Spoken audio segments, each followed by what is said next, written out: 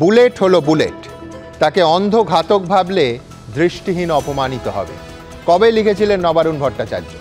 প্রত্যেকটা খুনি বুলেটের পেছনে থাকে এক বা একাধিক মাথা, ঠান্ডা মাথার ষড়যন্ত্র। মালদায় তৃণমূলের জেলা সহসভাপতি নৃশংস হত্যাকাণ্ডে পুলিশ গ্রেফতার করল তৃণমূলেরই সহসভাপতিকে টানা 21 ঘন্টা জেরা করার পর। কিন্তু প্রশ্নগুলো এখানেই থামছে না, উঠে আসবে আজকের অনুষ্ঠানে। প্রথম প্রশ্ন, দুলাল সরকার হত্যাকাণ্ডের 6 দিনের মাথায় চাঞ্চল্যকর মোড়। মালদা তৃণমূলের জেলা সহসভাপতি খুনে গ্রেফতার হলেন তৃণমূলেরই সহসভাপতি। আর কত নিচে নামবে এই রক্তপাতের রাজনীতি? দ্বিতীয় প্রশ্ন থাকবে, ধৃত নেতা থেকে নিহত স্ত্রী সবারই দাবি নেপথ্যে আছে বড় মাথা। কৃষ্ণেন্দু নারায়ণ চৌধুরী আবার বলছেন প্রভাবশালী একজন নেতা আছে, নাম বলবো শুধু মুখ্যমন্ত্রীকে, কিন্তু ওই বড় মাথা অবধি আদৌ পৌঁছতে পারবে পুলিশ? তৃতীয় প্রশ্ন, খুনের চক্রান্তের পেছনে তৃণমূলের সহসভাপতি, দেয়া হয়েছিল 50 লক্ষ টাকার সুপারি। বিহারের কাটিহার থেকে এসেছিল খুনিরা, জানালো পুলিশ। বিহার উত্তরপ্রদেশ মডেলে সুপারি দিয়ে এই রাজনৈতিক খুনের নেপথ্যে আসল মোটিভটা কি? চতুর্থ প্রশ্ন থাকবে, গতকাল বিএসএফ এর কাছ থেকে আগ্নেয়াস্ত্র ছিনতাইয়ের চেষ্টা করে বাংলাদেশি স্মাগলাররা। সেই ত্রিপুরা সীমান্তেই চোরাচালানের করিডোর খুঁজে পেল এবিপি আনন্দ। ইউনূস সরকারের মদত আছে বলেই কি বাংলাদেশের স্মাগলারদের এই দাপট? পঞ্চম প্রশ্ন, পুলিশের অবসরপ্রাপ্ত অফিসারের পর এবার পাসপোর্ট জালিয়াতি চক্রে ধরা পড়ল কোর্টের মুহুরি পরিচয় দেয়া এক ব্যক্তি। রীতিমতো রেট চার্ট করে 3 থেকে 15,000 বিক্রি করা হতো জাল নথি। এতদিন কি চোখে ঠুলি পড়ে বসেছিল প্রশাসন? তবে শুরুতেই দেখাবো, মালদায় তৃণমূলের সহসভাপতিকে খুনের ঘটনায় পুলিশ গ্রেফতার করল সহসভাপতিকে। তোলপাড় রাজনীতি। মালদায় তৃণমূলের শীর্ষ নেতা খুনে গ্রেপ্তার দলেরই আরেক শীর্ষ নেতা। নতুন বছরের দ্বিতীয় দিন বাড়ির সামনে গুলি করে খুন করা হয় মালদার জেলা তৃণমূল সহসভাপতি দুলাল সরকার ওরফে বাবলাকে। সেই ঘটনা 6 দিনের মাথায় প্রায় 21 ঘন্টা ম্যারাথন জেরার পর গ্রেপ্তার করা হলো তৃণমূলেরই ইংরেজবাজারের সহসভাপতি নরেন্দ্রনাথ তিওয়ারিকে। খুন হওয়া তৃণমূল নেতা দুলাল সরকার ইংরেজবাজার পুরসভার বর্তমান কাউন্সিলর, আর ধৃত তৃণমূল নেতা নরেন্দ্রনাথ তিওয়ারি এই ওয়ার্ডেরই প্রাক্তন কাউন্সিলর। তো আমার যেটা মনে হচ্ছে, পুলিশ সঠিক তদন্তর দিকে এগিয়ে যাচ্ছে, তবে আরও কিছু মাথা থাকতে পারে আমি আন্দাজ করছি।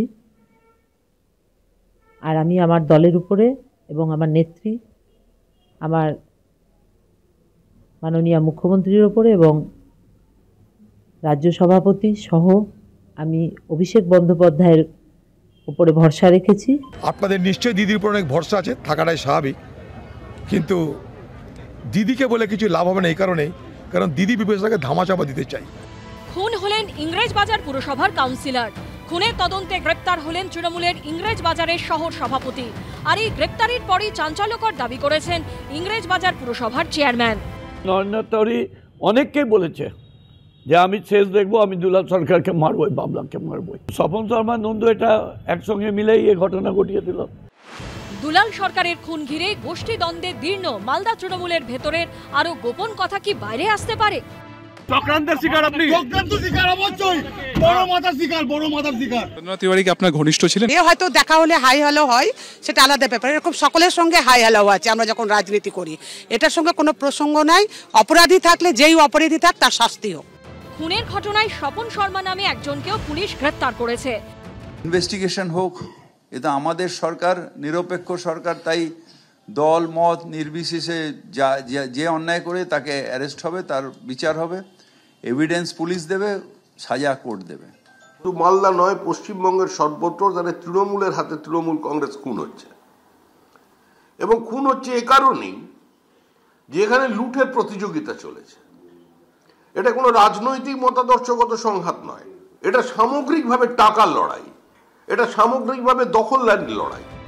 বুধবার ধৃত দুজনকে আদালতে তোলা হলে সরকারি আইনজীবী দাবি করেন, টাকার আদান প্রদান, ফোন কল রেকর্ডিং দেখে আমরা এই 2 অভিযুক্তকে গ্রেপ্তার করেছি। রাজনৈতিক কারণেই দুলাল সরকার খুন হয়েছেন, আমরা এমনটাই মনে করছি। করুণাময় সিংহ, ময়ূর ঠাকুর চক্রবর্তী ও শিবাশিস মৌলিকের রিপোর্ট, এবিপি আনন্দ। ক্ষমতা, ক্ষমতা এবং আরও ক্ষমতা। ক্ষমতার লোভ মনুষ্যত্বকে কোন তলানিতে নামাতে পারে, কোন পিশাচে পরিণত করতে পারে একজন মানুষকে, তা চোখে আঙুল দিয়ে দেখিয়ে দিল মালদা। রাজ্য পুলিশই বলছে একজন শীর্ষ নেতা ঠান্ডা মাথায় পরিকল্পনা করে 50 লক্ষ টাকা দিয়ে ভাড়াটে খুনি লাগিয়ে আর একজন শীর্ষ নেতাকে খুন করিয়েছেন। কিন্তু সবাই এক বাক্যে বলছেন এখানেই শেষ নয়, পেছনে শাসক দলেরই আরও কোনো বড় নেতা আছেন। কে তিনি? মোটিভ স্পষ্ট করে পুলিশ কি সেই মাথা অবধি পৌঁছানোর স্পর্ধা দেখাবে? ঠিক এইখান থেকেই শুরু করব আজকের অনুষ্ঠান অনির্বাণকে দিয়ে। অনির্বাণ, প্রশ্নটা হচ্ছে রাজনীতি দুর্বৃত্তায়নের। জল কিন্তু নাক ছাড়িয়ে একেবারে মাথার ওপর উঠছে। কেন এই কথা বলছি? একজন শীর্ষ নেতা আরেকজন শীর্ষ নেতাকে খুন করাচ্ছেন, বিহার থেকে সুপারি কিলার আনাচ্ছেন, কাটিহারের তিনজন ভাড়াটে খুনি এখানে এসে রেকি করে খুন করছে। 5-10 হাজার টাকা কিছুদিন আগে এই আনন্দপুরের কাউন্সিলর সুশান্ত ঘোষের কাছে হাজারের কথা শোনা যাচ্ছিল। সেসব নয়, 50 লক্ষ টাকায় খুনের বরাত দেয়া হয়েছিল। 50 লক্ষ। নাবদে অনির্বাণ আর কত নিচে নামবে রাজনীতি? না, এর সঙ্গে একটা লাইন আমি জুড়বো যে শীর্ষ নেতা হওয়া সত্ত্বেও তিনি ছাড় পাচ্ছেন না। এই রাজ্যের পুলিশই তাকে ঘটনার 2-3 দিনের মাথায় কিন্তু গ্রেপ্তার করছে, এবং তার মাথার ওপর কার হাত আছে, বড় মাথা কে আছে, এই নিয়ে জল্পনা আমরা নিশ্চয়ই চালাতে পারি। যদি আদালত গ্রাহ্য কোনো রকম তথ্য প্রমাণ পুলিশ পায়, সেও যে ছাড় পাবে না তার কিছু ইন্ডিকেশন কিন্তু আমরা পাচ্ছি। কারণ নরেন্দ্রনাথ তিওয়ারি বলে যিনি গ্রেপ্তার হয়েছেন, তিনি কলকাতায়, আমি জানি না কতজন তার নাম শুনেছেন, কিন্তু মালদা জেলার নিরিখে তিনি যথেষ্ট প্রতিষ্ঠিত রাজনৈতিক ব্যক্তিত্ব। তিনি দুজনেই অত্যন্ত প্রতিষ্ঠিত, হ্যাঁ, জেলা পলিটিক্স নিয়ে যারা চর্চা করেন প্রত্যেকে নাম শুনেছেন। ঠিক সেইখানে নরেন্দ্রনাথ তিওয়ারির মতো নেতা, তিনি অপরাধ জগতের সঙ্গে যুক্ত হয়ে পড়ে এই ধরনের কাণ্ড ঘটিয়েছেন, তার আদালত গ্রাহ্য তথ্য প্রমাণ পুলিশ পেয়েছে বলেই তাকে গ্রেপ্তার করেছে। তিনি তৃণমূলের অত্যন্ত প্রভাবশালী নেতা হওয়া সত্ত্বেও যে ছাড় পাননি, আপনি যেমন বলছিলেন রাজনীতি আর কত নিচে নামবে, ঠিক এই ভয় বা আশঙ্কা আমরা নিশ্চয়ই প্রকাশ করতে পারি। একই সঙ্গে প্রশাসনের এই ভূমিকা সেই নিচে নামাটাকে যে ঠেকাতে পারে, সেই আশাও কিন্তু আমরা একই সঙ্গে প্রকাশ করতে পারি। ঠিক, কিন্তু আমি বলছি পুলিশ খুনের মামলাতেও ব্রিদিং স্পেস দিতে পারে। আমি বলছি খুন, দলের নেতা খুন হয়েছেন, বিরোধী দলেরও কেউ নয়, খুন সবসময় খুন, যেই খুন হন না কেন। কিন্তু আমি বলছি এরপরও কি এই জায়গাটার কোনো অবকাশ থাকে যে অ্যাক্ট করলো না পুলিশ? না, অ্যাক্ট করলো না। দেখুন, প্রথম কথা নেতা ভেবে পিছিয়ে গেল। না, ইন্টেলিজেন্স ফেলিয়ার এই একটা অভিযোগ ছিল। মুখ্যমন্ত্রী নিজে এসপির অপরাধতার কথা করেছেন, সিকিউরিটি তোলার কথা বলেছেন। সেই সিকিউরিটি কেন তোলা হলো, কেন ইন্টেলিজেন্স এই জায়গায় ল্যাপস হলো, ইচ্ছাকৃত না অনিচ্ছাকৃত, আমি সেই জায়গাটাও যেতে পারি। কিন্তু পয়েন্ট ইজ, ঘটনা খুব খারাপ ঘটনা ঘটেছে, কিন্তু পুলিশ কিন্তু ঢিলে দিয়ে কিছুই করলাম না কারণ একজন বড় নেতা জড়িত, এইটা যে করেনি। আমি বলছি আপনি যতই অন্ধকার বলুন, সেখানে একটি আলোর রেখাও রয়েছে। আমি কিন্তু তোমার বক্তব্যে একটা মারাত্মক বাক্য আছে, সেটা হচ্ছে সিকিউরিটি তোলা যদি ইচ্ছাকৃত হয়, তাহলে তো বলতে হবে এখানে আরো মানে অনেক অনেক বড় মাথারা যুক্ত আছে। আমি তো বলছি অবকাশ, জল্পনার অবকাশ তো আকাশ ছাড়িয়ে মহাকাশ অবধি চলে যেতে পারে। সেই জল্পনার জায়গাতে এই কথা তো রয়েছে, এই জল্পনাও রয়েছে যে সিকিউরিটি তোলা হয়েছিল, কেন তোলা হয়েছিল। কৃষ্ণেন্দু নারায়ণ চৌধুরী কিছুক্ষণ আগে আপনাদের কথা বলছিলেন। আমি অনির্বাণের সঙ্গে একমত যে এই জল্পনা কিন্তু অন্য কেউ বিরোধী দল করছেন না, এই জল্পনা তার স্ত্রী করছেন এবং মালদার তৃণমূলের নেতারা করছেন। ঠিক এই জায়গা থেকে উল্টো দিক থেকে আমি কেয়ার কাছে আসবো যে এই কেসে এখনো পর্যন্ত পুলিশ 7 জনকে গ্রেফতার করেছে, রাজ্য পুলিশই গ্রেফতার করেছে। দলের অন্তর্দ্বন্দ্ব বলে সাধারণভাবে কালকেই আলোচনা করছিলাম যে কোনো ঘটনায় রাজনীতি থাকলে রাজ্য পুলিশ নাকি পিছিয়ে যায়। এখানে অন্তত সেইটা এখনো পর্যন্ত বলা যাবে না যে শাসক দল চাপ সৃষ্টি করে পুলিশকে, নেতাকে গ্রেফতার করতে দেয়নি, অথবা অন্তর্দ্বন্দ্ব বলে পুলিশ গ্রেফতার করছে না, দ্বিধাবোধ করছে, এখনো ছেড়ে রেখেছে, তা নয়। এই ক্ষেত্রে বিরোধীদের দিকে ঘুরিয়ে দিয়েছে না, এই রকম কোনো অভিযোগও শোনা যায়নি। অর্থাৎ আপাততভাবে 7 জনকে পুলিশ, আমি যদি ধরে নিই, ফ্রি হ্যান্ড দিয়ে পেয়ে গ্রেফতার করেছে, টাউন সভাপতিকে গ্রেফতার করেছে। সেই জায়গা থেকে কেয়ার কাছে আসবো যে কেয়া এখনো পর্যন্ত তো অন্তত এই মামলায় পুলিশকে কি সাধুবাদ দেবে? কি করে সাধুবাদ দিই সুমন? আমার মনে পড়ে যাচ্ছে এই মুহূর্তে সাধুবাদ দেওয়ার আগে সমরেশ চক্রবর্তীর নামটা। 3 সপ্তাহের ওপর কেটে গেল, তাকে পুলিশ ধরতে পারেনি এখনো। এত করিতকর্মা পুলিশ কিসের জন্য ধরতে পারেনি? কালকে অভিযোগকারী আদালতে হাইকোর্টে রিট পিটিশন করতে হয়েছে। ঠিক এক্স্যাক্টলি এই করিতকর্মা পুলিশ। আসলে যেটা নরেন্দ্রনাথ তিওয়ারিকে ধরা হয়েছে, আমি বলবো এটা আই ওয়াশ। আসল কোনো বড় মাথা, আসল কোনো বড় চক্রীকে আটকানোর জন্য এই আই ওয়াশটা তাদের করতেই হয়েছে। তিনি তো নিজে বলছেন আমি চক্রান্তের শিকার হয়েছি, যিনি ধৃত। আচ্ছা, কয়েকটা নির্দিষ্ট প্রশ্ন রয়েছে। প্রথম কথা হচ্ছে, চিন্তা করুন, আমি আজকে কিছু বলার আগেই দুলালবাবু তিনি প্রাণ হারালেন। সুশান্ত ঘোষের কপাল ভালো, যদি সুশান্ত ঘোষ দেখে থাকেন আমি তাকে বলবো আপনার কপাল ভালো, আপনি বেঁচে গেছেন, জোর বাঁচান বেঁচেছেন মশাই। আপনার রেট যদিও ধার্য করা হয়েছিল 15-20 হাজার না 10-15 হাজার জানি না, দুলালবাবুর 50 লক্ষ টাকা। কারণটা কি?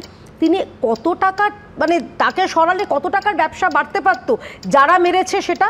আর দেখুন, অনির্বাণ বললেন, তৃণমূলের প্রতিনিধি অনির্বাণ যেটা বললেন, যে তিনি কি পরোক্ষভাবে মমতা বন্দ্যোপাধ্যায়ের দিকে আঙুল তুলে দিলেন না, যে সিকিউরিটি সরানোর দায়িত্ব রাজ্যের পুলিশ মন্ত্রী তিনি জানেন না, হতে পারে, এবং তার অত্যন্ত খাস এবং প্রিয় নেতা ছিল বাবলা। মমতা বন্দ্যোপাধ্যায় এই বাবলা দুলাল সরকারের মৃত্যুর কিছুক্ষণের মধ্যেই তিনি পোস্ট করেছিলেন সোশ্যাল মাধ্যমে যে আমি খুব মর্মাহত হয়েছি। তৃণমূলের প্রতিষ্ঠার মুহূর্ত থেকে বাবলা সরকার মমতা বন্দ্যোপাধ্যায়, আমি জানি পরোক্ষে উনি মমতা বন্দ্যোপাধ্যায়ের দিকে আঙুল তুললেন কিনা। আরেকটা ব্যাপার কি, হিংস্র দল, চিন্তা করুন, শুধুমাত্র বখরার কারণে, যদি ধরে নি অন্য কোনো কারণ নেই, গোষ্ঠীদ্বন্দ্ব তো না, এটা বখরার কারণে মৃত্যু হয়েছে, মারা হয়েছে, খুন করা হয়েছে, তো বখরার কারণে একে অপরকে মারতে পারে বা মারার চেষ্টা করতে পারে কি হিংস্র দল, চিন্তা করুন। আরেকটাকে আমি বলতে চাই যে এই আপনি বলছেন না যে এই বড় মাথা, যেটা নরেন্দ্রনাথ তিওয়ারিও বলেন, আমরা পার্থ চট্টোপাধ্যায়ের মুখেও কিন্তু এক কথা শুনেছিলাম, বড় মাথা রয়েছে, বড় চক্রী, সবাই খালি বড় কথা বলে কেন? বড়টা কত বড়, কত তলায়, 12, 13, 14 তলায় থাকে কি, এটা আমার জানতে ইচ্ছা করছে। আর পরিশেষে এইটুকু বলি, যারা এখন তৃণমূল করছেন তারা এখন রাজ্যের মানুষ আর ভয়ভীতিতে নেই, তৃণমূল রয়েছে তৃণমূলের কাছ থেকে ভয়ভীতিতে, কারণ মারছে তৃণমূল, মরছে তৃণমূল। অনির্বাণ, দেখুন, মমতা বন্দ্যোপাধ্যায় নিজে সেদিন যে মিটিং থেকে এই সিকিউরিটি তোলার বিষয়ে সরাসরি তিরস্কার করেছিলেন। এটা আমি করছি না বা অন্য কেউ করছেন না, মুখ্যমন্ত্রী নিজে বলেছিলেন। আর দ্বিতীয় কথা, এই বড় মাথা, দিদি এক সেকেন্ড, বড় মাথার যে অভিযোগ এখানে না তৃণমূলের কেউ তুলছেন, বিরোধী দল হিসেবে বিজেপি বহুবার সিবিআই ইডির যে মামলা হ্যান্ডেল করছে সেখানে তারা বড় মাথার কথা বলেছে। পার্থ চট্টোপাধ্যায়ের যে উদাহরণ কেয়াদি দিলেন, সেই মামলা তো রাজ্য পুলিশ করছে না, সিবিআই করছে। তাহলে বড় মাথা যদি থাকে, সিবিআই কি আঙুল চুষছে, নরেন্দ্র মোদী যে বড় মাথাকে বাঁচাচ্ছে, আপনারা নিজেরা একের পর এক সুইসাইডাল বল করছেন। কি করছে? কতদিন? 10 বছর। শুভেন্দু অধিকারী, আপনারা চোর বলেছিলেন। শুভেন্দু অধিকারীকে আপনারা চোর বলেছিলেন, ধরেছেন? শুভেন্দু অধিকারী কি চোর? শুভেন্দু অধিকারী কি চোর?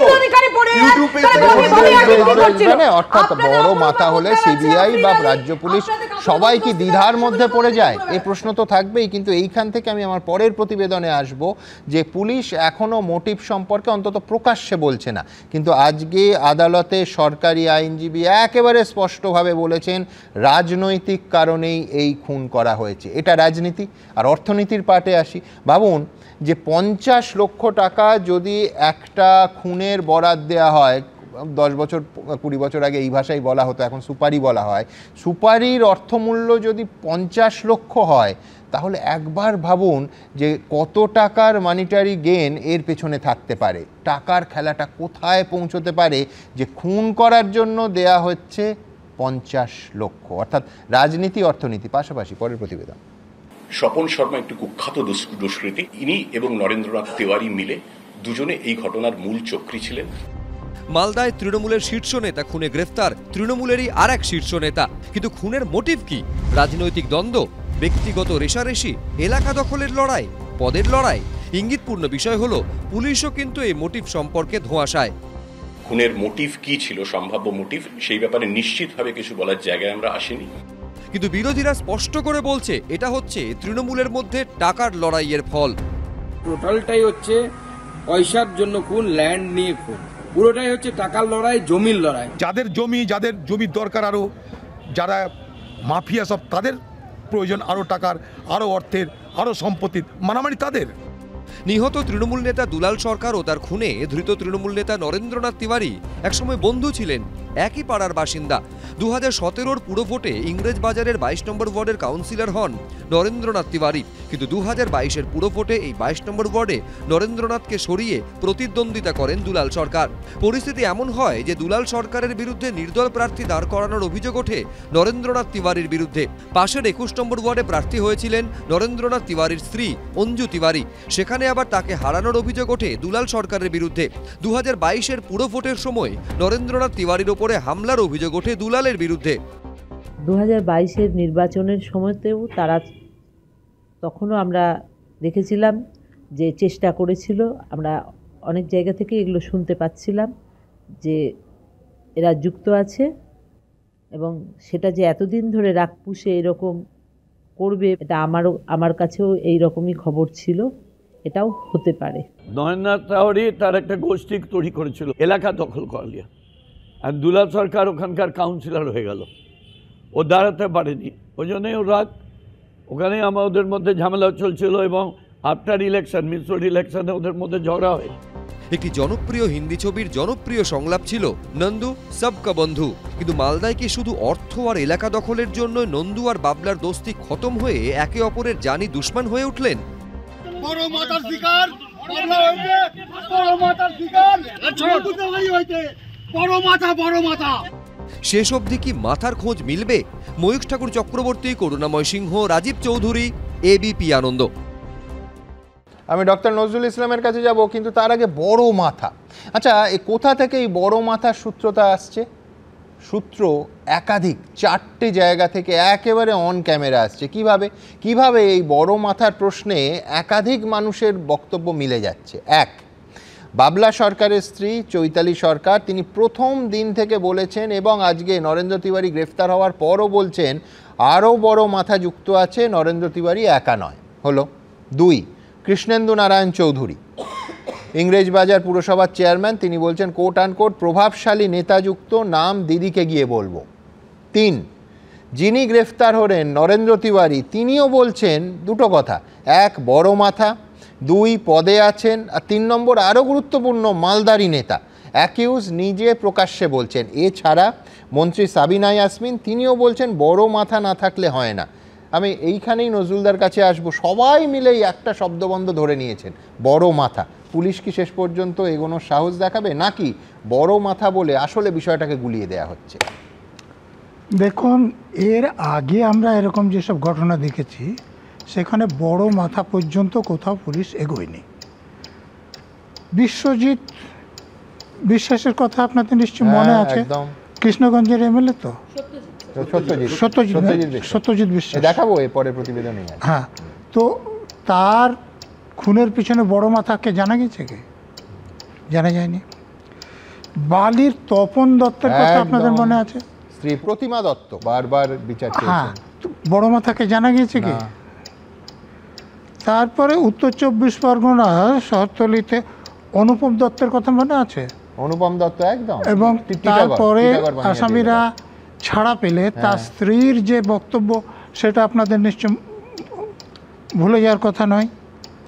তারপরে দেখুন, ভাটপাড়ার অশোক সাউ খুব বেশি দিন আগে নয়, তো সেখানে অন্য পার্টির লোকেরা কি বলছে আমি বলবো না, তার স্ত্রী বা বাড়ির লোকজন, মা কি বলছিলেন একটু খেয়াল করুন। হ্যাঁ, তারপরে বক্তব্যের কথা তো বিশ্বনাথ বাবু বললেন, আমি আর বলছি না। আমার ওয়ার্ডের যিনি কাউন্সিলর সুশান্ত ঘোষ, গুলিটা যদি বেরিয়ে যেত তাহলে তো আপনারা বুঝতে পারছেন খুন হতো, কিন্তু সেখানে বড় মাথা সামনে এসছে কি না।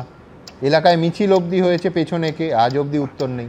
তারপরে মালদার কথা একদম সম্প্রতি দেখুন, মালদায় ওনার স্ত্রী তো প্রথম থেকে বলছেন, আপনি এটা বলছেন। দেখুন, যে 50 লক্ষর কথা, সেটা তো ওখানকার একজন নেতা তো অনেক দিন আগে বলেছেন, কিন্তু আজকে পুলিশ বলছে। তো তৃণমূলের একজন নেতা আগে বলেছেন, সেটা পুলিশের লোক বলছে।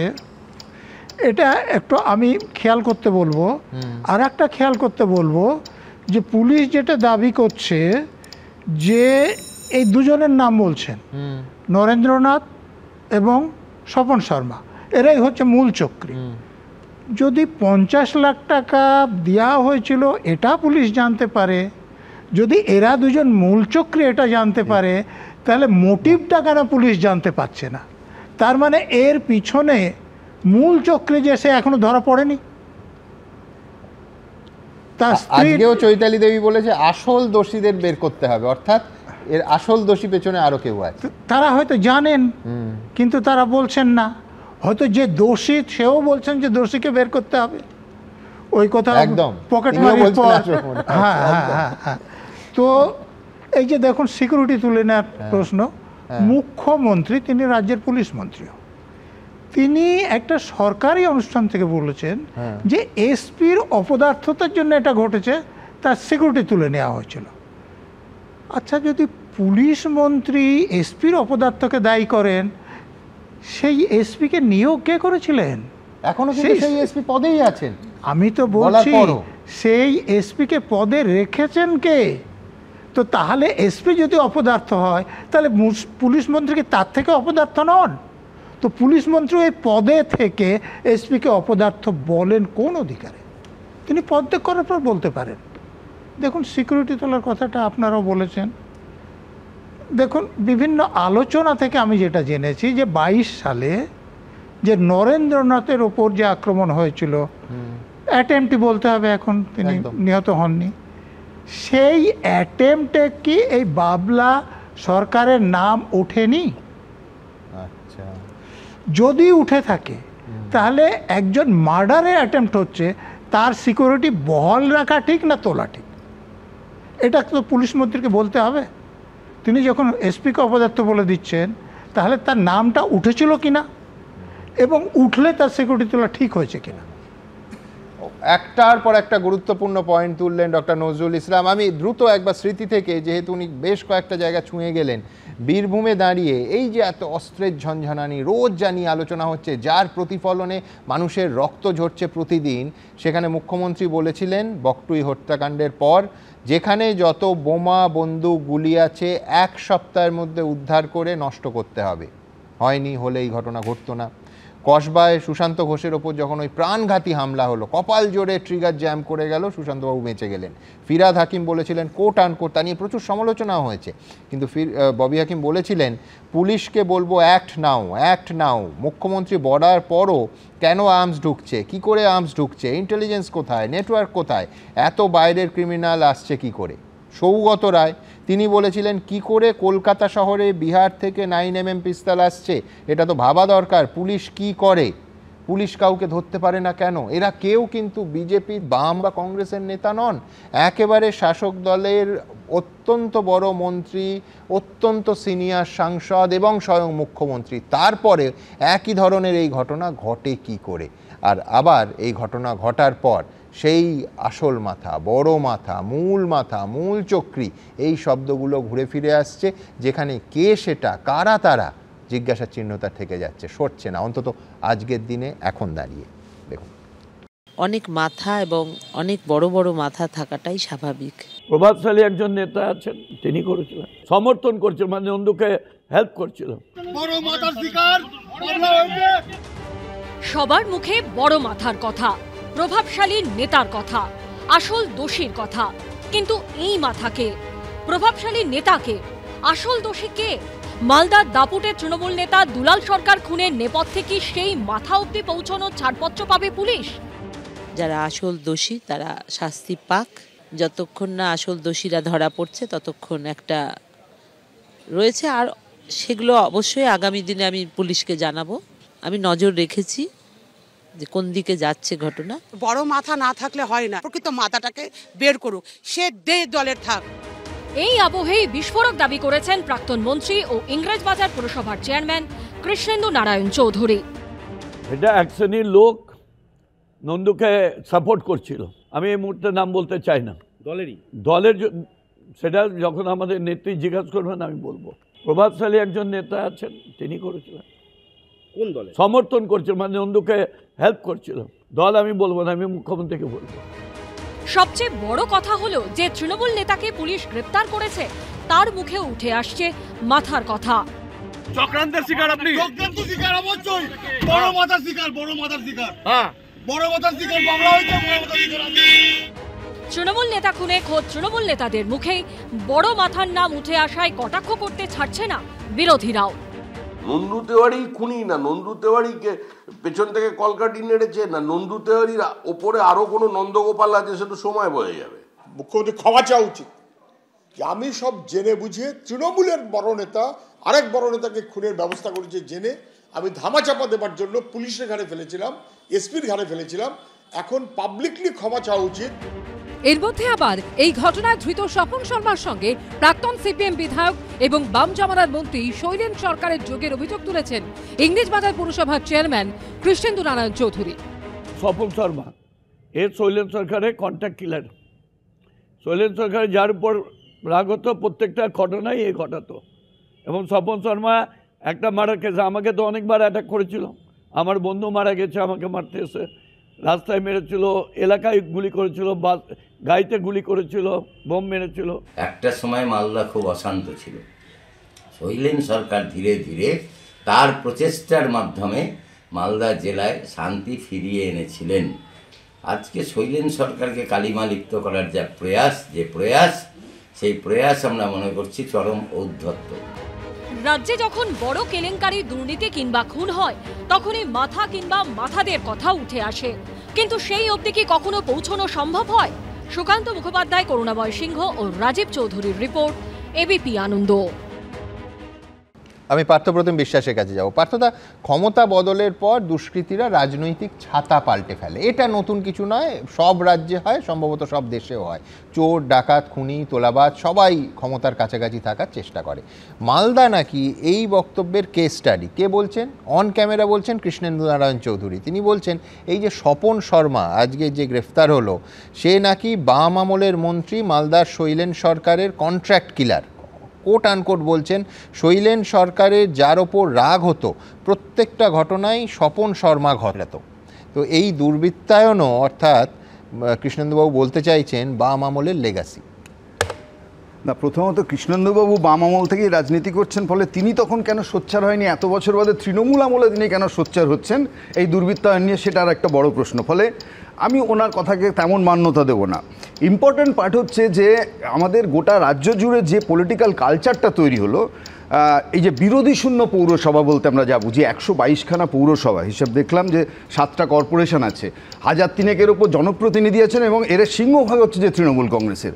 এখন যদি এটা হয়, আজ সন্ধ্যাবেলায় আলোচনাতে যেদের প্রত্যেকের জন্য দেহরক্ষী রাখতে হবে, কারণ সমাজসেবার পরিমাণ এমন এক্সটেন্টে পৌঁছেছে, তাহলে তো বলছি যে আমাদের রাজ্যের জন্য এটা কত কদর্য বিজ্ঞাপন। এটা হচ্ছে যে পরিষ্কার যে ইলেক্টেড জনপ্রতিনিধি যারা শাসক দল 14 বছর ক্ষমতায় এখানে সরকারে আছেন, তাদের জনপ্রতিনিধিদের বাঁচিয়ে রাখার জন্য পুলিশ লাগছে। আমি বলছি এটা প্রমাণ করছে পার্থদা, কিন্তু এই মালদাতেই বাম এবং কংগ্রেসের প্রতিনিধিদের রাতারাতি তৃণমূলে যোগ দিতে দেখেছি। হ্যাঁ, এবং কারা করিয়েছিলেন, না এবং সেটা না, কিন্তু কারা করেছেন সেটাও তো প্রশ্ন। কারা করিয়েছিলেন যেরকম প্রশ্ন, কারা করলেন? না, আমি আবারও বলছি যে আপনি যদি মালদা দেখেন, যে মালদায় বিরোধী শূন্য রাজনীতি করানোর আর্কিটেক্ট ছিলেন কে? শুভেন্দু অধিকারী। আপনি যদি দেখেন যে গোটা মালদা যেটা কংগ্রেসের এতে ছিল, বা মুর্শিদাবাদ, সেখান থেকে একেবারে তৃণমূলে ঝাঁপ দিল গোটা সমস্ত কিছু মিলে, এর আর্কিটেক্ট ছিলেন তারাই। ফলে এই যে দল বদলের রাজনীতি, দল ভাঙানোর রাজনীতি, এটা আসলে শুভেন্দুবাবুরাই শুরু করেছিলেন যখন তৃণমূলে ছিলেন। শুভেন্দুবাবু এখন বিজেপিতে গেছেন, সেখানে গিয়ে তিনি কতটা সফল হবেন দল ভাঙাতে সেটা ভবিষ্যৎ বলবেন। কিন্তু আমার প্রশ্ন হচ্ছে যে মালদায় যে কালচারটা প্রমোটেড হয়েছে, যে এখানে এই যে দেহরক্ষী রেখে বেঁচে থাকা, এটা হচ্ছে মূলত হচ্ছে সম্পদ লুট। বিরোধী শূন্য পুরসভা যদি হয়, তাহলে হচ্ছে জনসেবা আপনার মূল দায়িত্ব নয়, সেখানে দাঁড়িয়ে হচ্ছে যা সম্পদ আছে সরকারি সম্পদ, সেটা লুটের ব্যবস্থা। শুধু মালদা বলছেন কেন, বহু জেলায় শাসক এবং প্রধান বিরোধী সব বড় নেতারা সিকিউরিটি নিয়ে ঘোরেন। না, আমি আপনাকে বলছি যে সেটাই তো, মুর্শিদাবাদ, উত্তর দিনাজপুর, সর্বত্র তাই। আমি মুখ্যমন্ত্রীর কথা ধার করেই বলছি যে যদি তৃণমূল কংগ্রেসের নেতাদের সিকিউরিটি অফ করে দেওয়া হয়, তাহলে কজনকে হচ্ছে নেতা বলে মান্যতা দেবে এলাকার মানুষরা, এবং তাদের চেয়ার কদিন থাকবে, সেটা কিন্তু একটা গভীর আলোচনার বিষয়। ফলে আমি আপনাকে সেই কারণের জন্যই বলছি, কিন্তু যে দলই করুন, গুলিতে খুন হচ্ছেন, এটা তো কোনো রাজ্যের কোনো মনুষ্যত্বের কাছে ভালো বিজ্ঞাপন নয়। সুমন, এইটাই আপনাকে বলছি যে আপনি বক্তব্যের কথা রেফার করলেন, মানে আমি বলছি যে কেউ বলতে পারেন যে ওনার সিকিউরিটি তোলা হয়েছে, আমি বলছি একজন জনপ্রিয় নেতাকে সিকিউরিটি নিয়ে ঘুরতে হবে কেন? এই কথাটা দিয়ে শুরু করেছে, তারপরে আমরা আশা করব যে পলিটিক্সে ভালো লোকজন আসবে। আমি সেই কারণেই বলছি যে বকটুইকান্দে পুলিশ মন্ত্রী সেখানে হাজির হলেন, তিনি বললেন যে 10 জন খুন হয়ে যাওয়ার পর পুলিশ ডাকার দায়িত্ব পুলিশের ছিল না, পুলিশ আসবে কিনা, সেখানে তৃণমূলের কোনো একজন পাড়ার নেতা সে হচ্ছে যে পুলিশ ডাকার দায়িত্বে। আচ্ছা, এবার মালদাতেও যদি আমি অ্যানালজিটা তুলি, যে এই ভদ্রলোক যিনি খুন হয়েছেন, তার পুলিশি সিকিউরিটি তুলে নেওয়ার যে সিদ্ধান্ত, সেটা কোনো একজন তৃণমূল নেতা করেছিলেন, সে কারণে উঠেছে, এবং তারপরে তিনি খুন হয়েছেন। ফলে এখন এই বড় মাথার খোঁজ পড়ছে। আসলে এই নৈরাজ্য গোটা রাজ্য জুড়ে হচ্ছে তৃণমূল কংগ্রেস তৈরি করেছেন, এবং পুলিশ মন্ত্রী জানেন না, এর একটি কথাও না, বরং তার সম্মতিতে এই নৈরাজ্যের যে বাস্তুতন্ত্র নেটওয়ার্ক, সেটাই তৈরি হয়। অনির্বাণ, ওই বাক্যটা একবার মনে করিয়ে দিয়ে, আনারুল কেন পুলিশ পাঠায়নি? আমি আসছি, আমি দুটো পয়েন্ট বলি। এক, বড় মাথা নিয়ে যে এত কথা হচ্ছে, নিশ্চিতভাবে এটা নিয়ে জল্পনা চলছে। তৃণমূলের যারা নেতা তারা বলছেন, যিনি মৃত তার স্ত্রী বলছেন, হ্যাঁ, যিনি মৃত তার স্ত্রী পর্যন্ত বলছেন।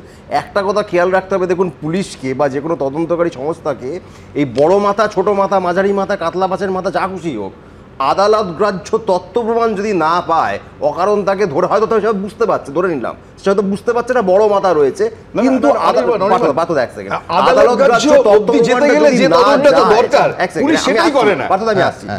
আমি আসছি, ধরা যাক আমি আপনার কথা মেনে নিলাম যে পলিটিক্যাল বায়াসের কারণে পুলিশ সেটা করে না। আজ 10-12 বছর ধরে সিবিআইও সেটা করে না, ইডিও সেটা করে না, কেউই করে না, অথচ প্রমাণ রয়েছে। সত্যি কথা না, এক সেকেন্ড আমি পুলিশ কেন পলিটিক্যাল কালচারের কথা বলছেন পার্থদা? সিবিআই শুনুন না, সিবিআই বলে পুলিশ মহানায়ক না। 1998 সালে বিধানসভায় দাঁড়িয়ে মাননীয় বুদ্ধদেব ভট্টাচার্য বিগত 20 বছরের 28,000 রাজনৈতিক খুনে তথ্য দিয়েছিলেন। একটু ইতিহাস শুনুন, কথাটা শুনে নিন। চলে গেছে 20 বছর ধরে পরে প্রতিদিন তারা বলেছেন যে একটা বদলের সংস্কৃতি আছে। পলিটিক্যাল কালচারের কথা সিবিআই দেখুন, একই পরিবারের সদস্য এরকম কোন্দল করবে এটা মেনে নেওয়া যায় না, কারণ দিল্লিতে দুজনে ইন্ডি জোটে রয়েছে। সেই জোট আছে কিনা আছে শুনুন না, আরে আপনারা তো আছেন রে বাবা, আরে ইন্ডি জোটে দিল্লিতে কে আছে? সিপিএম এর খগেন মালদায় বিজেপি এত ঝগড়া না হয় যে সেটিং ভেঙে যায়। সিপিএম এর কতজন আপনাদের মধ্যে আছে? সুজিত বোস থেকে তাপস চ্যাটার্জি, আপনাদের তো না দারুণ শত্রু, আপনাদের তো নাকি দারুণ শত্রু। বিষয় আছে ধন্যবাদ। আপনারা কাকে ধার দিয়েছেন তাহলে? আপনারা তাপস চ্যাটার্জি, ঋতব্রত থেকে শুরু করে, শুনুন না, এটা খগেন মুর্মু থেকে শুরু আমাদের ধার দিয়েছেন অনেক লোক। আপনাদের বড় মন, আর কেউ ফুটো করে যেতে থাকে না, ফুটো যাওয়া যায় সেটা আলাদা কথা। দেখুন, আমার খুব ভালো লাগছে যে এই দিল্লির যারা জোট সঙ্গী তারা এই রাজ্যে মারামারি করছেন, কোস্তাকুস্তি করছেন, কিন্তু আমার বক্তব্য হচ্ছে খুব স্পষ্ট। দেখুন, বামেরা যা শিখিয়ে গেছিল, আমি বরাবর একটা কথা বলছি, তৃণমূল হচ্ছে স্টার পাওয়া ছাত্র, তৃণমূল কংগ্রেস দলটা হচ্ছে বামেদের ওই লেগেসি, বামতলা, ধানতলা, চৌকাইতলা, সবগুলো লেগেসি। আর সিবিআই নিয়ে এত কথা বলছেন তো শুনুন না, মমতা ব্যানার্জির বিরুদ্ধে একবার আন্দোলন করেছেন যে কেন রাজীব কুমারকে আটকাতে, দাঁড়ান না, শুনে নিন এটা, রাজীব কুমারকে আটকাতে যে মুখ্যমন্ত্রী বাড়ির বাইরে ধর্ণা দিয়েছেন, শুনে নিন। আপনারা তো গেছিলেন জার্নি, এক সেকেন্ড, সেটিং বলতে ওটাই বোঝায়। মনে আছে সন্দেশখালীতে শেখ শাহজাহানের বাড়িতে আমার সঙ্গে গলার জোর পারবেন না, বিজেপির যে ভূমিকা অত্যন্ত নির্লজ্জ ভূমিকা, আর কি করে আপনারা নির্লজ্জ ভূমিকা, আর কি করে আমি বলছি। আচ্ছা, ডেসিবেল আমার খালি একটা কথা, সুমন খুব স্পষ্ট কথা শুনে নিন। বক্তব্য হচ্ছে এত সিবিআই বিরোধিতা এরা করে, তাহলে যখন সিবিআই কে আটকানো হচ্ছে, সন্দেশখালীতে মারধর করা হলো, যখন আমরা প্রতিবাদ জানিয়েছিলাম, বামেরা বলেছিলেন না অন্যায় না, বলেননি সিবিআই সমঝোতার অস্ত্র, সেটিং এর অস্ত্র, আবার বলছি আই সেটিং, এই জন্য সিবিআই কে ধরতে পারে না। তাই বলবো যে সন্দেশখালীতে কিন্তু মার খেয়েছিল ইডি, এবং তারপর প্রায় 16 দিন, দ্বিতীয়বার অভিযান করার আগে 16 দিনের সময় নিয়েছিল। সেই প্রশ্ন থাকবে যে মার খেয়ে অন্যরা নয় কোনো অভিযান করলো না, অন্যরা আন্দোলন করলো না, কিন্তু ইডি দ্বিতীয় অভিযানে অতদিন সময় নিল কেন? কিন্তু আমি শুভময়দার কাছে আসবো। শুভময়দা, এই যে লেগাসির কথা হচ্ছে, অর্থাৎ পশ্চিমবঙ্গে এই হত্যা, অশান্তি, এটা একটা ট্র্যাডিশনের মতো চলছে, কিন্তু একটা জায়গায় আপনি লক্ষ্য করেছেন কিনা জানি না, একটা পরিবর্তন হয়েছে। কি পরিবর্তন? যে প্রবল পরাক্রমী শাসক দলের হাতে এর আগে বিরোধীরা আক্রান্ত হতো, কোথাও কোথাও খুনের ঘটনা হয়ে যেত, কিন্তু 2011 পরবর্তী সময় আক্রান্ত আর নিহতদের সংখ্যার যে তালিকা, তার ভেতর ক্রমশ লক্ষ্য করবেন শাসক দলের সংখ্যা বাড়তে থাকলো। খানিকক্ষণ আগে লম্বা তালিকা দিচ্ছিলেন নজরুলদা, নদিয়ার বিধায়ক সত্যজিৎ বিশ্বাস খুন হলেন, হাওড়ার তপন দত্ত খুন হলেন, দুক্ষেত্রেই কিন্তু শাসক দলের বিরুদ্ধে অভিযোগ উঠল। সুশান্ত ঘোষ সুপারি কিলার, কপাল জোরে বেঁচে গেলেন একেবারে সুপারি কিলারের ওই ট্রিগার জ্যাম হয়ে যাওয়ার কারণে, কিন্তু আজ অবধি আমরা জানতে পারলাম না যে সুপারি কিলারটিকে পয়সাটি, সুপারিটা দিয়েছিল কে, কত টাকা সুপারি হয়েছিল, কি উদ্দেশ্যে সুশান্ত ঘোষকে মারার এই চক্রান্ত করা হয়েছিল, আজ অবধি ক্লিয়ার হলো না। অর্থাৎ আমি একাধিক মুখ্যমন্ত্রীর কথাও দেখাতে পারি যে তৃণমূল নেতাদেরই কিন্তু তৃণমূল জামানায় রক্ত বেশি ঝরছে। কারণ একেবারেই দুটি বিষয় আছে, একটি হচ্ছে রাজনৈতিক হত্যা আর একটি হচ্ছে অর্থনৈতিক হত্যা। Olga Lorraine, Hugo, Charles, Louis, Ivan, Jessica, George, Slick, হোয়েডারার, কার্সকি, প্রিন্স, জোপাল সাঁতরের একটি রাজনৈতিক হত্যা, দ্বিতীয় বিশ্বযুদ্ধ তখন সবেমাত্র শেষ হচ্ছে, ফ্যাসিস্ট সরকার, জাতীয়তাবাদী শক্তি, কমিউনিস্ট পার্টি সবকটা আপনি দেখতে পাবেন। আজকের দিনেও নতুন করে অর্পিতা ঘোষ আবার নাটক লিখছেন কিনা জানি না, একই ধরনের ঘটনা দেখতে পাবেন। এবং বামফ্রন্ট আমলে যে রাজনৈতিক হত্যার প্রচুর নিদর্শন আছে, খবর আছে, তথ্য আছে, এই নিয়ে কোনো রকম সন্দেহ নেই। কিন্তু আজকে যখন স্বপন শর্মা, নরেন্দ্র তেওয়ারি, দুলাল সরকার এদের নামগুলো আসছে, তখন কিন্তু ওই রাজনৈতিক হত্যার সঙ্গে এটা মেলানো যাচ্ছে না, এটা সম্পূর্ণভাবে অর্থনৈতিক। পশ্চিমবঙ্গে বছরে প্রায় 3 লক্ষ কোটি টাকার যে বাজেট, এই বাজেটটা যদি একটা কর্পোরেটাইজেশনের মধ্যে দিয়ে ব্যবহৃত হয়, যার একটা অংশ সত্যিকারের নিম্নবিত্ত মানুষের কাছে যাচ্ছে, একটা অংশ সরকারি কর্মচারীদের মাইনেই যাচ্ছে, এবং বাকি টাকা কিভাবে ব্যবহার হচ্ছে তার হিসেবে অনেক প্রশ্ন থাকবে। কারণ আয়ের সঙ্গে সঙ্গতিবিহীন যে সম্পত্তি তৃণমূল নেতাদের, যে নিয়ে বারবার প্রশ্ন উঠছে, এর মধ্যে একমাত্র অনির্বাণের মতন যারা তৃণমূলের আছেন তারা আলোর রেখা দেখাচ্ছেন এবং বলছেন যে আদালত গ্রাহ্য তথ্য প্রমাণ খুঁজে বার করতে হবে। কিন্তু তৃণমূলের মধ্যে লোকেরাই মাথার কথা বলছেন, বড় মাথা। এবার ধরুন এত যে বড় মাথার কথা শুনছি, এবার যদি অল্প সংখ্যক মাথা হয়, বড় বড় মাথা, তাহলে কত বড় সেই মাথাটা? আর যদি অনেক বড় বড় মাথা থাকে তাহলে তৃণমূল অবশ্যই অত্যন্ত শক্তিশালী দল, কারণ এত বড় মাথা আছেন এবং তারা নিশ্চিন্তে দিনকাল চালাচ্ছেন। এবং সবচেয়ে বড় কথা দেখুন, আপনাদের চ্যানেলে যদি ভুল না করি, কৃষ্ণেন্দুবাবু কিন্তু প্রথম দিনই 50 লক্ষ বলে দিয়েছিলেন, আজকে ঠিক পুলিশ আবার 50 লক্ষ বলছে। এবং বারবার করে কৃষ্ণেন্দুবাবুও যেটা বলছেন, চৈতালি ম্যাডাম যে কথাটা বলছেন, আমি অত্যন্ত, যার পরিবারের মানুষ গেছেন নববর্ষে, অত্যন্ত খারাপ বিষয়, তিনিও বারবার বলছেন। তা তারা যদি জানেন কাদের কথা, নিশ্চয়ই পাবলিক ডোমেইনে বলবেন না, কিন্তু পুলিশকে সেই তথ্যগুলো দিয়েছেন কি? তাহলে তো আর বলতেন না পুলিশকে আমরা তথ্য দেবো। এবং এইখানে যে জায়গাটা কিন্তু প্রচণ্ডভাবে সামনে আসছে, সেটা হচ্ছে আদর্শের রাজনীতি তৃণমূল কংগ্রেসের নেই, এটা নিয়ে কোনো প্রশ্নই নেই। এবং যখন আপনারা তর্ক করছেন, বিজেপি এবং সিপিএম বারবার বলছেন আপনাদের দলের কোন কোন নেতারা তৃণমূলে গেছে, এই নিয়ে তর্ক করে তো লাভ নেই। আপনাদের দলের অনেক নেতা তো আপনাদের দলেও আছে, আপনারা তো আদর্শবাদী রাজনীতি করেন, সেই জায়গাটার কথা আপনারা কিন্তু একেবারেই তুলছেন না। এবং সেই জায়গায় বিরোধী শক্তি সম্পূর্ণ না থাকার জন্যে এই ঘটনাগুলো ঘটছে। আপনাদের যদি দাপট থাকতো, প্রত্যেকটি পাড়ায় পাড়ায়, প্রত্যেকটি অঞ্চলে যদি সঠিক বিরোধী শক্তি থাকতো, তাহলে এত অর্থনৈতিক গোলমাল হতো না এবং এই ধরনের ঘটনা নিশ্চয়ই কম ঘটতো বলে আমি আশা রাখি। ফলে আবার সেই অনির্বাণের তৃণমূল কংগ্রেসের কাছেই যেতে হবে, যারা আগামী বিধানসভা নির্বাচনে 250 আসন পাবেন মোটামুটি নির্ধারিত হয়ে গেছে, তার দায় সিপিএম বিজেপিকে নিতেই হবে। ফলে সেই 250 আসনের তৃণমূল অনির্বাণের দেখানো আলোর রেখায় যদি যায়, তাহলে আবার একটা নতুন বছরে আমরা ভাবতে পারি তাদের নেতারা শান্তিতে সুস্থভাবে বাঁচবেন। আমি চাই তৃণমূলের নেতারা সুস্থভাবে বাঁচুন।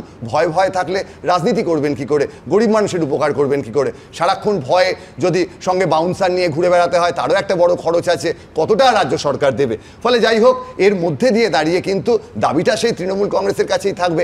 এতজন মানুষ মারা যাচ্ছেন আপনাদের দলের, আপনাদের বোধহয় একটুও দুঃখ হচ্ছে না, কারণ টাকা ভাগাভাগির তো, এর জন্য তো একটা রাজনৈতিক দল তার কমরেডশিপ, একজন আরেকজনকে আমি ভালোবাসি, রাজনৈতিক দলে একসঙ্গে কাজ করি, কোনো দুঃখের ব্যাপার নেই। মরে গেছে একটা কাউন্সিলর, মরে যাচ্ছে একজন সহসভাপতি, কেউ একটা খুন হয়ে যাচ্ছেন, সহসভাপতিকে ধরে ফেলছি, ব্যাপারটা যে পর্যায়ে চলে যাচ্ছে, এর সঙ্গে ইটালির যে মাফিয়া রাজ, তার যে ঘটনাগুলো, সেই ঘটনাগুলো পশ্চিমবঙ্গে আসার তো মানে হয় না। আপনারা জনমুখী একটা দল, আপনারা সোশ্যাল ডেমোক্রেট টাইপের একটা দল, মানুষের কাজ করতে চান।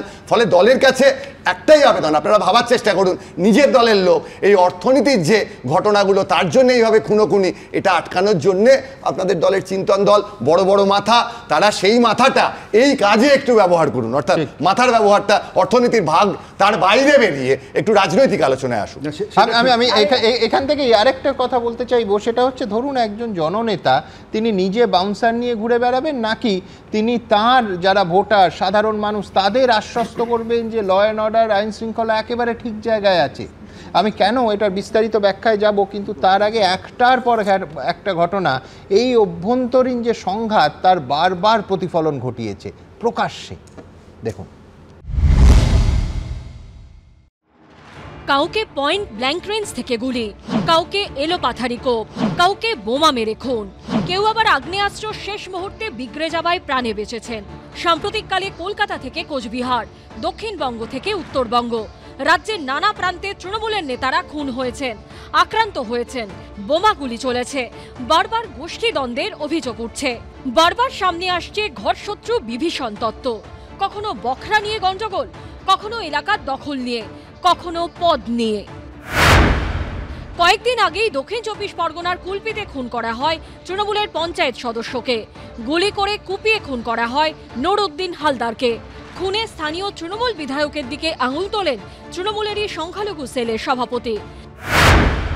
গত বছর ভাটপাড়ার জনবহুল এলাকায় চায়ের দোকানে ঢুকে রীতিমতো ফিল্মি কায়দায় খুন করা হয় তৃণমূল নেতা অশোক সাউকে।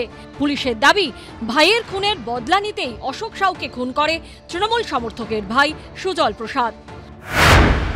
গত বছরের শুরুর দিকে সালারের তৃণমূল কর্মী আলাই শেখকে বোমা মেরে খুন করা হয়। খুনের নেপথ্যে গোষ্ঠীদ্বন্দ্বের কথা সোজাসুজি স্বীকার করে নেন খোদ তৃণমূল বিধায়ক। গত বছরের মাঝামাঝি উত্তর দিনাজপুরের ইসলামপুরে জাতীয় সড়কের ধারে গুলি করে খুন করা হয় তৃণমূল নেতাকে। সেই ঘটনাতেও গ্রেপ্তার হন তৃণমূল কর্মী। 2022 সালে পানিহাটিতে পয়েন্ট ব্ল্যাঙ্ক রেঞ্জ থেকে গুলি চালিয়ে খুন করা হয় তৃণমূল কাউন্সিলর অনুপম দত্তকে। 2013 সালে ধাপায় তৃণমূল নেতা অধীর মাইতি খুনের ঘটনায় অভিযোগ উঠেছিল তৎকালীন তৃণমূল কাউন্সিলর শম্ভুনাথ কাউয়ের বিরুদ্ধে। তবে মমতা বন্দ্যোপাধ্যায়ের পুলিশই উত্তরপ্রদেশের বালিয়া থেকে শম্ভুনাথ কাউকে গ্রেপ্তার করে। এর আগে 2011 সালে বালির তৃণমূল নেতা তপন দত্তকে গুলি করে খুনের ঘটনাতেও অভিযোগ উঠেছিল তৃণমূল নেতাদের বিরুদ্ধেই। আর এবার মালদায় তৃণমূলের জেলা সহ সভাপতি খুনে গ্রেপ্তার হলেন তৃণমূলেরই টাউন সভাপতি। তৃণমূলের হাতে তৃণমূল খুন হয়ে চলেছে। তো পশ্চিমবঙ্গে যত রাজনৈতিক হত্যাকাণ্ড হয়েছে গত 2 বছরে 90% তৃণমূল, আর 90%-এর মধ্যে 80% সংখ্যালঘু। মরছে তৃণমূল, মারছে তৃণমূল। সবচেয়ে পুরনো যারা তৃণমূলের নেতা ছিলেন তাদের দলে আজকে কোনো গুরুত্ব নেই। এখন দল চালায় হালামলের তোলাবাজ, যে যত বড়, টাকা দেয় যে বেশি, সে। ক্ষমতার লড়াই, ভাগাভাগির লড়াই, নাথিং নিউ ইন ইট। এটাই গোটা রাজ্যে চলছে। পরপর 3 বার ক্ষমতায়, তাই কি ক্ষমতা নিয়ে টানাটানি চরমে? খারাপ ঘটনা এবং অস্বস্তিকর ঘটনা, এটা নিয়ে তো কোনো মানে কোনো দ্বিমতের জায়গা নেই। এখন এগুলো আমরা সিপিএম এর সময়ও দেখেছি। সিপিএম এ কসবায় গোষ্ঠীদ্বন্দ্বে প্রকাশ্যে গুরুপদ বাগজিনাকে দিনের আলোয় বাজারের মধ্যে খুন, এরকম আরো প্রচুর রয়েছে। অন্য স্টেটেও ঘটছে, কিন্তু আমাদের এখানে ঘটবেই বা কেন? কেন একটা ঘটনাই বা ঘটবে কেন? একের পর এক নির্বাচনে তৃণমূলের জয় আসছে, বিরোধীরা নাস্তানাবুদ হচ্ছে, আর ততই কি তৃণমূলের বিরোধী হয়ে উঠছে তৃণমূলই? আশাবুল হোসেন, উজ্জ্বল মুখোপাধ্যায় ও শিবাশিস মৌলিকের রিপোর্ট, এবিপি আনন্দ। আমি বিশ্বনাথের কাছে আসবো, তার আগে একেবারে এই মালদায় গোষ্ঠীদ্বন্দ্ব, গোষ্ঠীকোন্দল বা মুখ্যমন্ত্রীর ভাষায় ঝগড়া, সেটা কিন্তু এই কোন্দলের আগুনটা ছাই চাপা ছিল এবং নানা গোষ্ঠীর কথা রাজনীতির অন্দরমহলে কান পাতলেই শোনা যায়। একেবারে হাতে গরম অন ক্যামেরা উদাহরণ চাই। 2021 সালের ডিসেম্বর মাসে জেলা প্রশাসনিক বৈঠক করছেন মুখ্যমন্ত্রী। একেবারে এই ঝগড়াকে তিনি অ্যাড্রেস করেন এবং যে অংশটা দেখাবো তার শেষ বাক্যটা খুব ইন্টারেস্টিং, মন দিয়ে শুনবেন। পাশাপাশি বসলেই ঝগড়া বন্ধ করে দেবে আমি বিশ্বাস করি না। রসিকতার সুরে বলা, কিন্তু খুব তাৎপর্যপূর্ণ মালদা জেলার অভ্যন্তরীণ রাজনীতির সম্পর্কে যারা খোঁজ খবর রাখেন তাদের কাছে। দেখুন, মালদায় সাবিত্রী আর কৃষ্ণেন্দুর ঝগড়া করলে চলবে না, কৃষ্ণেন্দু আর নিহারের ঝগড়া করলে চলবে না। মনে রাখতে হবে সরকারটা অনেক বড় এবং দলটাও অনেক বড়। এই দলটার সরকার, আপনার ঝগড়া করার শোভা পায় না। আপনাদের কোঅপারেশন করে কাজটা করতে হবে। এটা না বলে দিলাম। আরে শোনো, আজ আছে কাল নেই, ঝগড়া করে কী হবে? হ্যাঁ, সেই জন্যে পাশাপাশি বসো। হ্যাঁ, ভালো করেছো। যাই হোক, পাশাপাশি বসলেই যে তুমি ঝগড়া বন্ধ করে দেবে, এটা আমি বিশ্বাস করি না। 2021 সালের ডিসেম্বর মাসে প্রশাসনিক বৈঠকের ছবি দেখালাম। বিশ্বনাথ চক্রবর্তীর কাছে। বিশ্বনাথ, রাজনীতির দুর্বৃত্তায়ন নিয়ে স্টুডিওতে এত কথা বলেন, আজকে যখন দেখতে পাচ্ছি যে 50 লক্ষ টাকার বিনিময়ে শাসক দলের নেতা নিজের সহকর্মীকে খুন করার বরাত দিচ্ছেন, এক জেলায় একসঙ্গে বসে দশকের পর দশক যারা রাজনীতি করেছেন তারা যদি নিজেদের খুন করার মধ্যে মানে সুপারি দেন, তাহলে আর দুর্বৃত্তায়ন আর অস্ত্রের ঝঞ্ঝানি এ রাজ্যে কমবে কি করে? আপনি অবাক হয়ে বললেন যে 50 লক্ষ টাকার সুপারি মানে মার্ডারের জন্য, তাহলে কত টাকা ইনভলভ থাকলে 50 লাখ টাকা খরচা করতে পারে? আপনি ভুলে গেলেন পার্থ চট্টোপাধ্যায় যেদিন অ্যারেস্ট হয়েছিল কত টাকা দুটো বাড়িতে পাওয়া গেছিল, মনে আছে? 50 কোটি। তাহলে আপনি মনে রাখবেন ওই হলো ভলিউম। তাহলে 50 কোটির ভলিউম যদি আপনি চোখের সামনে দেখে থাকেন, তাহলে আড়ালে কত ভলিউম লুকিয়ে আছে, যার জন্য 50 লাখ টাকা কিছুই না, হয়তো 1% টোটাল ভলিউমের। দ্বিতীয় যেটা, সেটা হলো যে এটা তো অস্বীকার করার উপায় নেই যে শিক্ষার দুর্নীতি থেকে শুরু করে গরু পাচারের দুর্নীতি, বারবার কোর্ট প্রশ্ন করেছে, এখানে স্টুডিও না, যে মাথাকে আপনারা ধরতে পারছেন না কেন? ওরা সিবিআই ইডিকে বলেছে মাথা ধরতে পারছেন না কেন? আবার একইভাবে রাজ্যের গোয়েন্দা দপ্তরের মানে যখন মনীষ শুক্লা মারা গেল, তার মূল মাথাকে কে মূল চক্রী আজও ধরা পড়েনি। ফলে এইখানেও কিন্তু আমি যেটা ভয় পাচ্ছি যে বাবলা সরকারের প্রশ্নে যেভাবে কেবলমাত্র নরেন্দ্রনাথ তেওয়ারির নাম আসলো, তারপরে ওখানে মানে তদন্তটা থেমে যাবে না তো? কারণ নরেন্দ্রনাথ তেওয়ারি কিন্তু এমন কোনো মানে আর্থিক সম্পূর্ণ মানুষ নন যে যিনি 50 লাখ টাকা খরচা করতে পারেন। 50 লাখ টাকা যে খরচা করতে পারে সে তার প্রভাব অনেক বেশি, তার মানে অর্থবান মানুষে, এবং তার প্রভাব রাজ্যব্যাপী। এবং আমি ভয় পাই এই কারণে যে বাংলার ট্র্যাডিশন এবং মালদার ট্র্যাডিশন যদি দেখেন, 2008 সাল বিশ্বনাথ গুহ কংগ্রেসের একজন কাউন্সিলর ছিলেন, তাকে নির্মীয়মান বাড়ির মধ্যে মার্ডার করা হলো, একেবারে থেতলে গুলি করে মার্ডার করা হলো। তার ড্রাইভার কেবলমাত্র ধরা পড়লো, বহু পরে একজন তৃণমূল ধরা পড়েছিল, একজন নেতা ধরা পড়েছিল, কিন্তু মূল চক্রী কে ছিল মালদায়? আপনি জানান, মালদা এমন একটা জায়গা যেখানে মানে অর্থ মানে বিশেষ করে জমি জমা সংক্রান্ত, কনস্ট্রাকশন সংক্রান্ত এবং ফ্ল্যাট সংক্রান্ত অর্থ সংগ্রহের জন্য এই কাউন্সিলররা মানে রীতিমতন পাগলের মতন ছোটে। আমি আপনাকে বলছি, এটা পুরস্কার 70-30-এর গল্প, এবং এই গল্পটা এইখানে আজকে যে প্রশ্নটা আসছে, এটা একটা ট্র্যাডিশনও আছে। এই স্বপন শর্মা, যিনি একসময় মানে শৈলেন সরকারের মানে মন্ত্রী, বামমন্ত্রী শৈলেন সরকারের কাছের লোক ছিলেন, দলের ছিলেন না কিন্তু কাছের, তাকে দিয়ে এই তোলাগুলো তোলা হতো, তাকে দিয়ে দুর্বৃত্তের কাজ করা হতো, এই অভিযোগটা তো আছে বলে একটা ট্র্যাডিশন আছে। কিন্তু আমি যেটা চিন্তা করছি যে বীরভূমের যে মডেলটা, সেটা কিন্তু বীরভূম ছাড়িয়ে এখন রাজ্যের সব জেলাতে, এইটা কিন্তু এখন একটা সারা পশ্চিমবাংলার মডেলে পরিণত হচ্ছে। আপনি ভেবে দেখুন 70-80 দশকের বিহারের কথা, উত্তরপ্রদেশের কথা, এরকম সুপারি কিলারের পর দিয়ে দিনের পর দিন বিহার উত্তরপ্রদেশের, পশ্চিমবাংলাটা বিহার হয়ে গেল সুমনদা, পশ্চিমবাংলাটা কার্যত বিহার হয়ে গেল।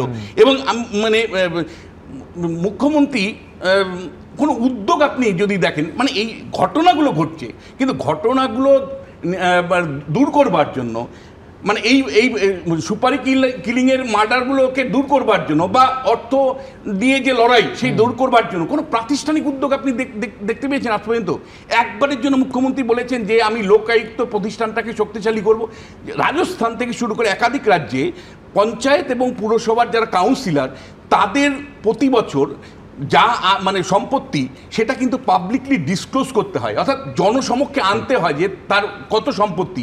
আমার প্রশ্ন, মুখ্যমন্ত্রী যদি সত্যি মানে সততার পরিচয় দিতে চান, যদি সত্যি দুর্নীতি দুর্বৃত্তায়ন মুক্ত করতে চান, তাহলে কিছু প্রাতিষ্ঠানিক উদ্যোগ, আইন পরিবর্তন করুন, করে অন্তত পক্ষে কাউন্সিলর, পুরসভার কাউন্সিলর এবং যারা পঞ্চায়েত সদস্য, তারা বছরের শেষে পাবলিকলি ডিসক্লোজার দিক যে তাদের সম্পত্তি কি ছিল। আমি শুভময়দার কাছে যাবো, আমি শুধু শুভময়দার কাছে যাবো। বিশ্বনাথ দা একেবারে পরিষ্কার বললেন যে বিহার মডেল, এই রকম বিহারের কোনি, আজকে নীতিশ কুমারের বিহারের পরিসংখ্যান যদি দেখা যায় সেটা অনেক বেটার হয়েছে। আমি বলছি সেই মডেল ফলো করে বাংলা সুপারি কিলারের রাজ্য হয়ে যাচ্ছে। আমি এখানটা একটা ব্যাংকবাজির গল্প 30-40 সেকেন্ডে শেষ করছি। মুখ্যমন্ত্রী দেখুন কি সুন্দরভাবে বললেন, এই তোরা ঝগড়া করিস কেন? বাচ্চারা যখন পুকুরের পারে না ব্যাংকবাজি করে, তখন তারপর ব্যাংকগুলোর গল্প ছিল যে তোমাদের কাছে যেটা খেলা সেটা আমাদের কাছে মৃত্যুর কারণ। এই যে মুখ্যমন্ত্রী বিভিন্ন মিটিংয়ে বহুবার বলছেন এই তুই বোম বাঁধিস, এই তোরা ঝগড়া করিস না, এই করতে করতে যেটা হচ্ছে, রাজ্যের যিনি সবচেয়ে ওপরে স্তরে আছেন তিনি যে বার্তাটা দিচ্ছেন সেটা যেন এটা একটা খেলা। এই যে খুন করা হয়ে গেল, মানুষ মরে গেল, কিছুদিন পর আমরা ভুলে গেলাম, এটা যে কতটা ভয়ঙ্কর ব্যাপার, এর জন্যে কতটা জোরে যে ধমক দিতে হয়, এর জন্যে দলের মধ্যে কতটা নিয়ন্ত্রণ আনতে হয়, সেই জায়গাটাকে একেবারে এড়িয়ে গিয়ে এই যে বৈঠকগুলো, সেই বৈঠকে কাউকে বলা হচ্ছে বোম বাঁধিস, সেটা যদি মুখ্যমন্ত্রী জানেন তাহলে তার তো একেবারে শাস্তি হওয়া উচিত। যদি জানেন দুজনের মধ্যে ঝগড়া হয়, সেই ঝগড়াটা কতটা, কেন, দলের মধ্যে একটা তৃণমূল কংগ্রেসের কতগুলো লোকসভার আসন, মমতা বন্দ্যোপাধ্যায় প্রধানমন্ত্রী হয়ে যেতে পারেন কোনোদিন, সেই জায়গায় আমরা অনেক বেশি দায়িত্বশীল বক্তব্য এবং দলের মধ্যে সঠিক সাংগঠনিক দায়িত্ব পালনের মুখ্যমন্ত্রীর যে দায়িত্ব আছে সেটা আশা করি। একটা পয়েন্ট বলতে চাই, সেটা হচ্ছে একটু আগে মনীষ শুক্লার ঘটনার কথা বিশ্বনাথদা বলছিলেন, সে মূল চক্রী আজও ধরা পড়েনি, কথাটা বিশ্বনাথদা বললেন বটে, কথাটা ঠিক নয়। সুবোধ সিং সেই সময় দাঁড়িয়ে মানে বিহার জেলে বেউড়ে বসে এই গোটা প্ল্যানটা করেছিল, সে কিন্তু এখন গ্রেপ্তার হয়েছে। সেটা অনেকে আবার অর্জুন সিং এর নামও বলে, সেটা অনেকে অর্জুন সিং এর নামও বলে, আরে সেটা অনেকে পলিটিক্যাল গেইনের জন্য কোন রাজনৈতিক স্বার্থে কোন এক সেকেন্ড, এই যে সুপারি কিলিং এর এই যে একেবারে সুপারি কিলার নিয়ে একটা রাজনৈতিক কালচার হয়ে দাঁড়াচ্ছে। পরপর দেখুন গত 6 মাসে কতগুলো ভাড়াটে খুনি দিয়ে খুনের গল্প পুলিশই তুলে ধরলো। এটা কি কোথাও একটা মানে খুনের সংস্কৃতির পরিবর্তন হচ্ছে? না, আপনি পরিচিত, হ্যাঁ, আপনি যদি আমাকে খুন করতে আসেন, কোনো রকম আমি যদি বেঁচে যাই, তো আমি তো আপনাকে চিনে ফেলবো। সুপারি কিলার এই জন্যই লাগানো হয় যে যারা কিল করতে আসবে তাদেরকে চিনতে পারবেন না, যাকে মারতে আসা হয়েছে সে অথবা তার বাড়ির লোকজন। ঠিক এক্ষেত্রে দেখুন বিহারের কাটিহার থেকে 3 জন, এর আগে সুশান্ত ঘোষের ঘটনায় যে ছেলেটি ধরা পড়লো ভিন রাজ্যের, মানে অর্থাৎ এইখানে একটা সহজ ব্যবসার জায়গা তৈরি হচ্ছে। না, সহজ ব্যবসা নয়। এই বিহারের বৈশালী থেকে সুবল বাবু আদর্শের অভাবের কথা বললেন, আমি সম্পূর্ণ একমত। বিশ্বনাথ বাবু টাকার পরিমাণের কথা বললেন, আমি সম্পূর্ণ একমত। কিন্তু আরও একটা ব্যাপার যেটা বুঝতে হবে, আমি নিজে পুলিশে কাজ করতাম, এর আগে প্রশাসনকে, বিশেষ করে পুলিশ প্রশাসনকে শাসক দলের হয়ে এত নির্লজ্জভাবে কাজ আমি কোনোদিন করতে দেখিনি। এর ফলে কি হচ্ছে, অন্য সব দলের অপরাধীরা এসে শাসক দলে আশ্রয় দিচ্ছে। আপনি বলছেন যে শাসক দলের লোককে খুন করছে, তাদের সংখ্যা অনেক বাড়ছে, তো শাসক দলের বাইরে তো তারা নেই, তো তাহলে শাসক দলের লোকেরাই তো শাসক দলের লোককে খুন করবে। তার কারণ বিরোধী বলতে দিন একটা সেন্টেন্স, যে এর আগেও এটা চলছিল, কিন্তু ফিরহাদ হাকিম বা মমতা ব্যানার্জিরা এতটা রিয়াক্ট করেননি কেন? কারণ সুশান্ত ঘোষ আর ফিরহাদ হাকিমের মধ্যে কোনো ফারাক নেই, দুজনেই কলকাতা কর্পোরেশন কাউন্সিলররা তাকে মেয়র করেছে। অর্থাৎ একজন কাউন্সিলরকে যখন হত্যা করছে, তখন আমাকেও হত্যা করা হতে পারে। যখন বাবলা সরকারকে হত্যা করা হয়েছে, তখন আমাকেও হত্যা করা হতে পারে। এই জন্যে এত উদ্বেগ বেড়েছে। কাজ করছে, এটা সাবজেক্টিভ ইন্টারপ্রিটেশন নজরুল স্যার আমি মেনে নিলাম। আপনি বলুন তো, যখন লালবাজারের ঠিক পাশে 100 কিলো RDX জমা হয়ে বোমা বিস্ফোরণ হলো, কোন বড় মাথাটা ধরা পড়েছিল? তখন পুলিশ কাদের দলদাসত্ব করতো? কজন অফিসারকে সাসপেন্ড করেছিলেন? কেউ জানতো না, CPM জানতো না, পুলিশ জানতো না। 100 কিলো RDX লালবাজারের কয়েকটা বাড়ি পরে জমা হচ্ছে, বিস্ফোরণ হচ্ছে, লোকে মরে যাচ্ছে। আর নজরুলদা বলছেন যে আজকের দিনে পুলিশ দলদাসত্ব করছে। দেখুন, এমন কোনো কালখণ্ড নেই যখন দাঁড়িয়ে সেই সময় যারা সমালোচক তারা কখনো বলেছে চারিদিকে আদর্শের বন্যা বইছে। সবসময় লোকে বলে আদর্শ বলে কিছু নেই, আগের সময়টা ভালো ছিল। আমি একটা কিছু বলতে চাই, যদি আমি কোনো ব্যাটালিয়নের সিও থাকি, তাহলে কিন্তু কি জমা হচ্ছে বা তার বিরুদ্ধে কি ব্যবস্থা নিতে হবে, আমি সেটা দেখার আইন আমাকে ক্ষমতা দেয়নি। তো তখন যারা ছিলেন তারা এই প্রশ্নের উত্তর দিতে পারবেন। না, আমার একটু বক্তব্য হচ্ছে, দেখুন নজরুল স্যার যেটা বললেন সুমন, মনে হচ্ছে যেন 1 দশক হয়ে গেছে, মানুষ ভুলে গেছে, এখনকার প্রজন্ম জানে না যে বামেদের সময় যেন রামরাজ্য ছিল। একেবারেই নয়। বানতলা থেকে আনন্দমার্গী হত্যা, সেই সময় বামেদের মুখ্যমন্ত্রী জ্যোতি বসু পুলিশকে বা পুলিশের নিষ্ক্রিয়তা নিয়ে কিভাবে তারা ব্যবস্থা করেছিলেন বা ব্যবহার করেছিলেন, আমরা সেটা দেখেছি। আর দ্বিতীয় প্রসঙ্গে এবার মমতা বন্দ্যোপাধ্যায়ের রাজত্বে আমরা চলে আসি। দেখুন, এই যে কিছুক্ষণ আগে উনি বললেন শওকত মোল্লা বনাম আরাবুল ইসলাম, শওকত মোল্লার বিরুদ্ধে কোনো ব্যবস্থা নেওয়া হয়েছে? আনারুল শেখ, ভাদু শেখ, এই হত্যাগুলোই হতো না যদি প্রথম দিকে ব্যবস্থা নেওয়া হতো। এবার পরের দিকে আমরা দেখেছি শাহজাহান থেকে শুরু করে আরো বড় বড় নাম।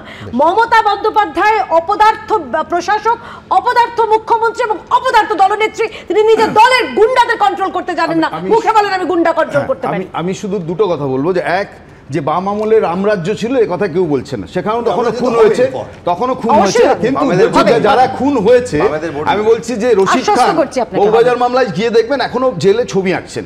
আপনি বানতলার ঘটনায় যারা ছিলেন, অভিযুক্ত ছিলেন, তারা এখনো জেল খাটছেন, বারুইপুরে গিয়ে দেখে আসবেন। ফলে আমি এখানে একটা কথাই বলতে চাই, যে নজরুলদা যেটা বলছিলেন ইম্পর্টেন্ট, যে সেম সাইড হত্যা যখন হয় তখন আসলে সুপারির প্রয়োজন হয়।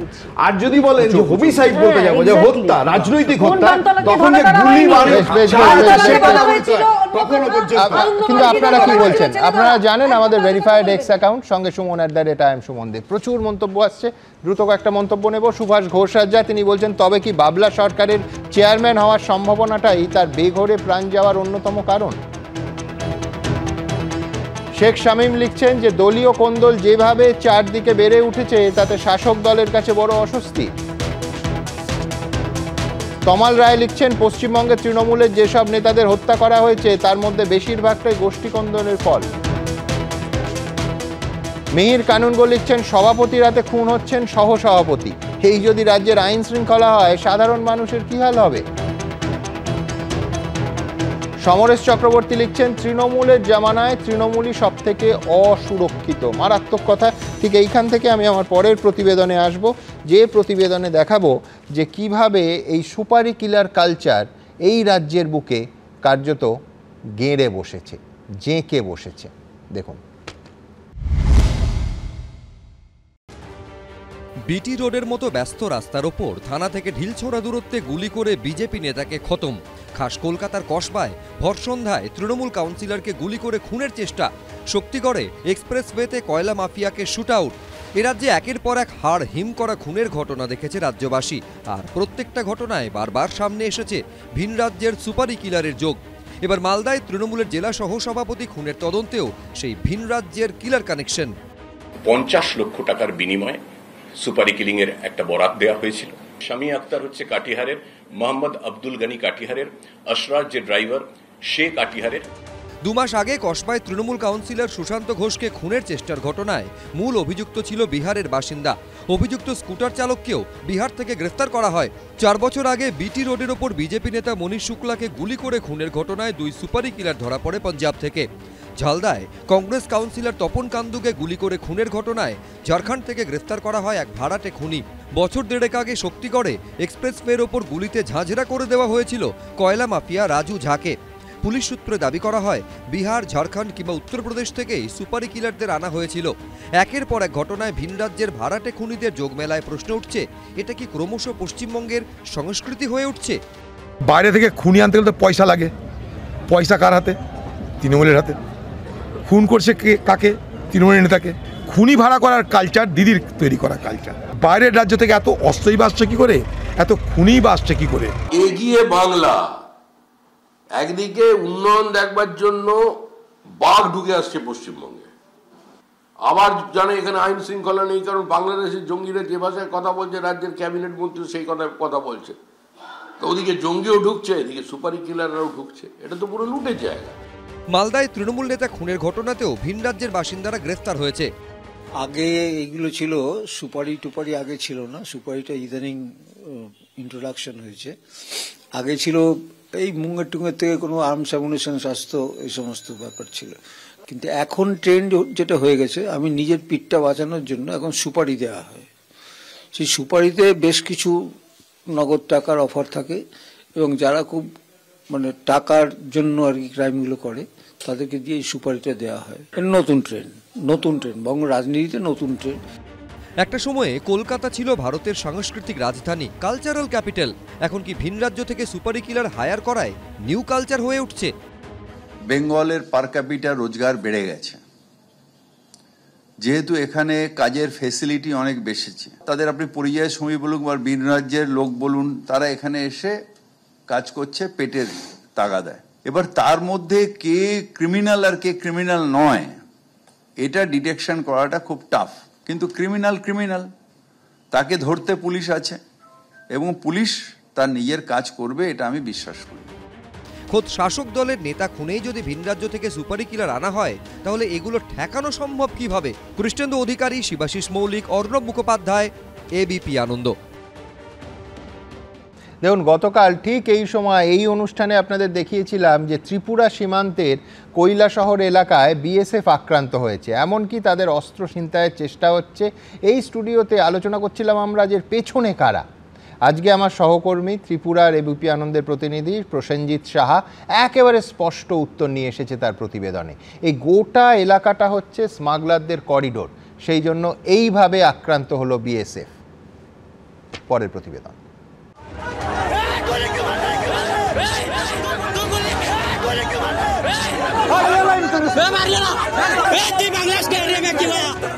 ধারালো অস্ত্র নিয়ে চড়াও, হাতিয়ার কেড়ে নেওয়ার চেষ্টা, ধাক্কা ধাক্কি, লাঠি দিয়ে বিএসএফ জওয়ানকে মারার চেষ্টা। বাংলাদেশের পাচারকারীদের ধরতে গিয়ে ত্রিপুরায় দিনে দুপুরে এভাবেই বাংলাদেশি দুর্বৃত্তদের হামলার মুখে পড়তে হয়েছিল বিএসএফ জওয়ানদের। ভাইরাল হয় সেই ভিডিও।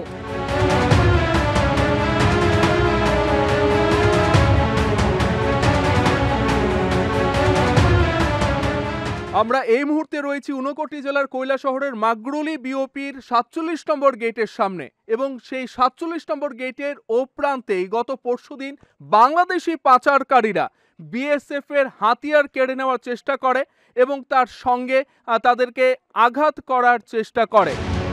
এই পরিস্থিতিতে আগরতলা থেকে প্রায় ২০০ কিলোমিটার দূরে একেবারে ভারত বাংলাদেশ বর্ডারে পৌঁছলো এবিপি আনন্দ, সীমান্ত থেকে সরাসরি।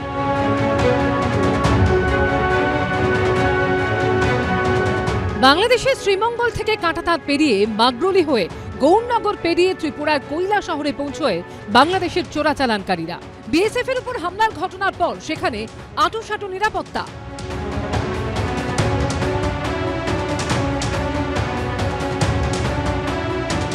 মাগরুলি সীমান্ত ধরে পাচারকারীরা একেবারে মৃগয়া ক্ষেত্র তৈরি করে ফেলেছিল এবং তারা এই জায়গা ধরে একটি ছড়া রয়েছে, ছড়ার পার দিয়ে একটি রাস্তা, এবং সেই রাস্তা দিয়েই কিন্তু তারা পাচার করত দিনের পর দিন।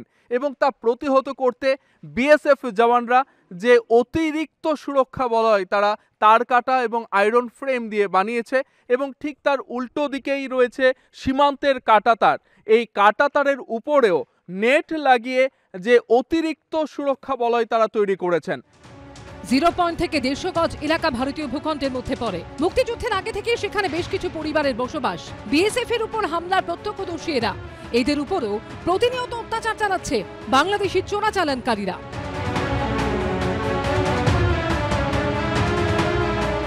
বাংলাদেশের মুক্তিযুদ্ধের আগে থেকেই প্রায় এইখানেই থাকছেন ভারতের 13টি পরিবারের প্রায় 60 জন সদস্য, এবং তাদের বক্তব্য যে ইউনূস সরকারের আসার পর থেকে তাদের যে অসুবিধা সেটা বেড়ে গেছে, সঙ্গে সংশয়ে রয়েছেন, আশঙ্কায় রয়েছেন। গরু পালন করতে আপনাদের অসুবিধা হচ্ছে, ধান চাষে অসুবিধা হচ্ছে। আমরা অসুবিধা হয়েছে, গরু দিয়ে তারা খাবাইছে, তারা গরু দিয়ে খাবাইছে, বাংলাদেশি গরু দিয়া ধান প্রচুর ধান খাবাইছে। আমার এটা কারা করছে? এই তো বাংলাদেশের সরকার, বাংলাদেশের পাবলিক করছে। আপনারা কি প্রাণের ভয় করছেন এখন? এখন তো প্রাণের ভয়, আমরা কোন দিকে যাইব? সীমান্ত দিয়ে চোরাচালান বাংলাদেশি দুষ্কৃতীদের জীবিকা, আর সেটা আটকানোতেই বিএসএফ এর ওপর তাদের রোষ। ফেন্সিং হলেই আপত্তি বাংলাদেশের। এটা নিশ্চয়ই তাদের ভেস্টেড ইন্টারেস্ট আছে। Smuggling or any other crime যেটা বর্ডারে হয়ে থাকে, সেই জায়গাটা যদি কাঁটাতারের বেড়া না থাকে তাহলে কী হবে যে ইজি অ্যাক্সেস তাদের পেয়ে যাচ্ছে। কাঁটাতারের বেড়াটা যদি যখনই উঠে তৈরি হবে, তখন যারা এই সব কাজ করে খেত তাদের সেখানে বড্ড অসুবিধা হয়ে যাবে। ত্রিপুরার সঙ্গে বাংলাদেশের 856 কিলোমিটার এলাকায় সীমান্ত রয়েছে, যার মধ্যে প্রায় 27 কিলোমিটার এলাকায় কাঁটাতার নেই। প্রসেনজিৎ সাহার রিপোর্ট, এবিপি আনন্দ, ত্রিপুরা। আমি নজরুলদার কাছে এর ব্যাখ্যা আসবো। এক হচ্ছে যে ফিগার কি বলছে যে 856 কিলোমিটার এলাকায় ত্রিপুরার সঙ্গে বাংলাদেশ সীমান্ত, 27 কিলোমিটার একেবারে খোলা বর্ডার, কোনো কাঁটাতার নেই। কিন্তু বিএসএফ এর বন্দুক ছিনতাই হচ্ছে, বিএসএফ চুপ করে দাঁড়িয়ে দেখছে, বর্ডার গার্ড বাংলাদেশ চুপ করে দাঁড়িয়ে দেখছে। এই ছবিটা তো দেশের পক্ষেও অত্যন্ত অসম্মানজনক এবং অস্বস্তিকর তো বটেই। দেখুন, দুটো কারণে বিএসএফ দেখতে পারে। হ্যাঁ, একটা কারণ যারা এটা করছে তাদের সঙ্গে তাদের জানাশোনা বা বলা খুব নজরুল, আমার বলতে খারাপ লাগছে, কিন্তু যারা ছিনতাই করছে তারা স্মাগলার, চোরাচালানকারী। তাদের সঙ্গে আপনারা কি বলছেন? অপরাধীদের পুলিশের সঙ্গে দোস্তি থাকে না, টাকা পয়সা লেনদেন হয় না? ঠিক, কিন্তু তত দোস্তি থাকলে কি রাইফেল ছিনতাই করার চেষ্টা করতো? হ্যাঁ, তো না হলে বিএসএফের যে ব্যবহার সেটা আমার ঠিক ঠিক কালকে ব্রিগেডিয়ার দাস বলেছেন কিন্তু যে ফায়ার করা উচিত ছিল। হতে পারে যে বাংলাদেশের এখন এই উত্তেজনাকর পরিস্থিতি বিএসএফের উপরের যারা অফিসার আছে তাদের মাধ্যমে আমাদের কেন্দ্রীয় সরকার বিএসএফকে খুবই সতর্ক থাকতে বলেছেন, যে হঠাৎ করে ফায়ার করে বা কোনো একটা গুলি করে যাতে এইটা একটা ইস্যু বাংলাদেশ না নিতে পারে। এটা কিন্তু সবথেকে বড় কারণ হতে পারে এটা। তবে আমি ধরুন শিলিগুড়িতে 1 বছরের বেশি সময় অ্যাডিশনাল এসপি ছিলাম। তো শিলিগুড়ি বোম্বের পর্বতে অত বেশি স্মাগলিং ভারতবর্ষের আর কোথাও হয় ঠিক। একদিকে নেপাল বর্ডার, তখন তো হতোই না, এখন অনেক কম, একদিকে বাংলাদেশ বর্ডার, অন্যদিকে ভুটান বর্ডার। তো আমি বলছি যে শুধু সীমান্তে যে বাহিনী আছে তা নয়, এই যেহেতু স্মাগলারদের এত রোজগার যে আপনি স্বাভাবিক যে ইনভেস্টিগেশন বা অন্য ওয়ার খুবই অসুবিধা হতো। তো তখন আমি একটা অভিযান চালাই যে এদেরকে ধরবো, কিছু লোককে ধরি। তারপরে যখন নেপাল বর্ডার থেকে এরকম নিয়ে আসছিল তখন আমি আমার লোকজনকে নিয়ে তাদেরকে আটকাই। তারা তখন আমাদের লোকদের উপর গুলি ছুটতে শুরু করে এবং আমাদের লোকেরা গুলি ছোড়ে এবং তাতে কিন্তু একজন লোকের মৃত্যু হয়।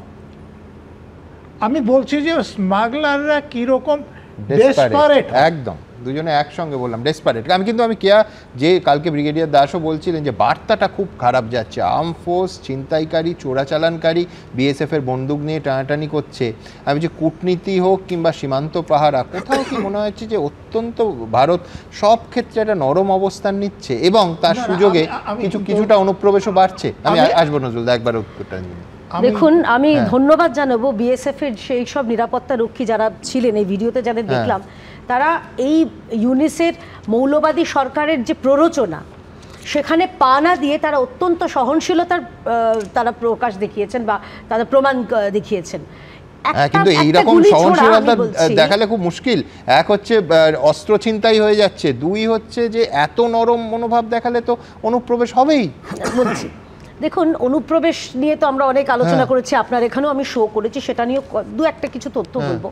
কিন্তু এই মুহূর্তে মোহাম্মদ ইউনূস তিনি তার ব্যর্থতা ঢাকতে, তার চূড়ান্ত ব্যর্থতা এবং বাংলাদেশে একের পর এক যে হিন্দু নিধন হচ্ছে সেখান থেকে নজর ঘোরাতে তিনি কিছু এরকম অশিক্ষিত উগ্র ইসলামী মৌলবাদী জেহাদিগুলোকে পাঠিয়ে দিয়েছেন বর্ডারে, শুধুমাত্র এই বিজেপির সঙ্গে মিশে তারা একদম বিজেপির সঙ্গে মিশে তারা বিএসএফকে তারা উত্তক্ত করবে। বিএসএফ এর কাছে আমার খুব ভালো লাগলো যে তারা চূড়ান্ত সহনশীলতার প্রকাশ করিয়েছেন, কারণ একটা যদি ওখানে ধরুন গুলি চলতো বা দুর্ঘটনা হতো সেটাকে নিয়ে এখন বাংলাদেশ যার পর নাই চেষ্টা করছে একটা আন্তর্জাতিক খবর তৈরি করতে বা আন্তর্জাতিক একটা সমবেদনা কুড়োতে।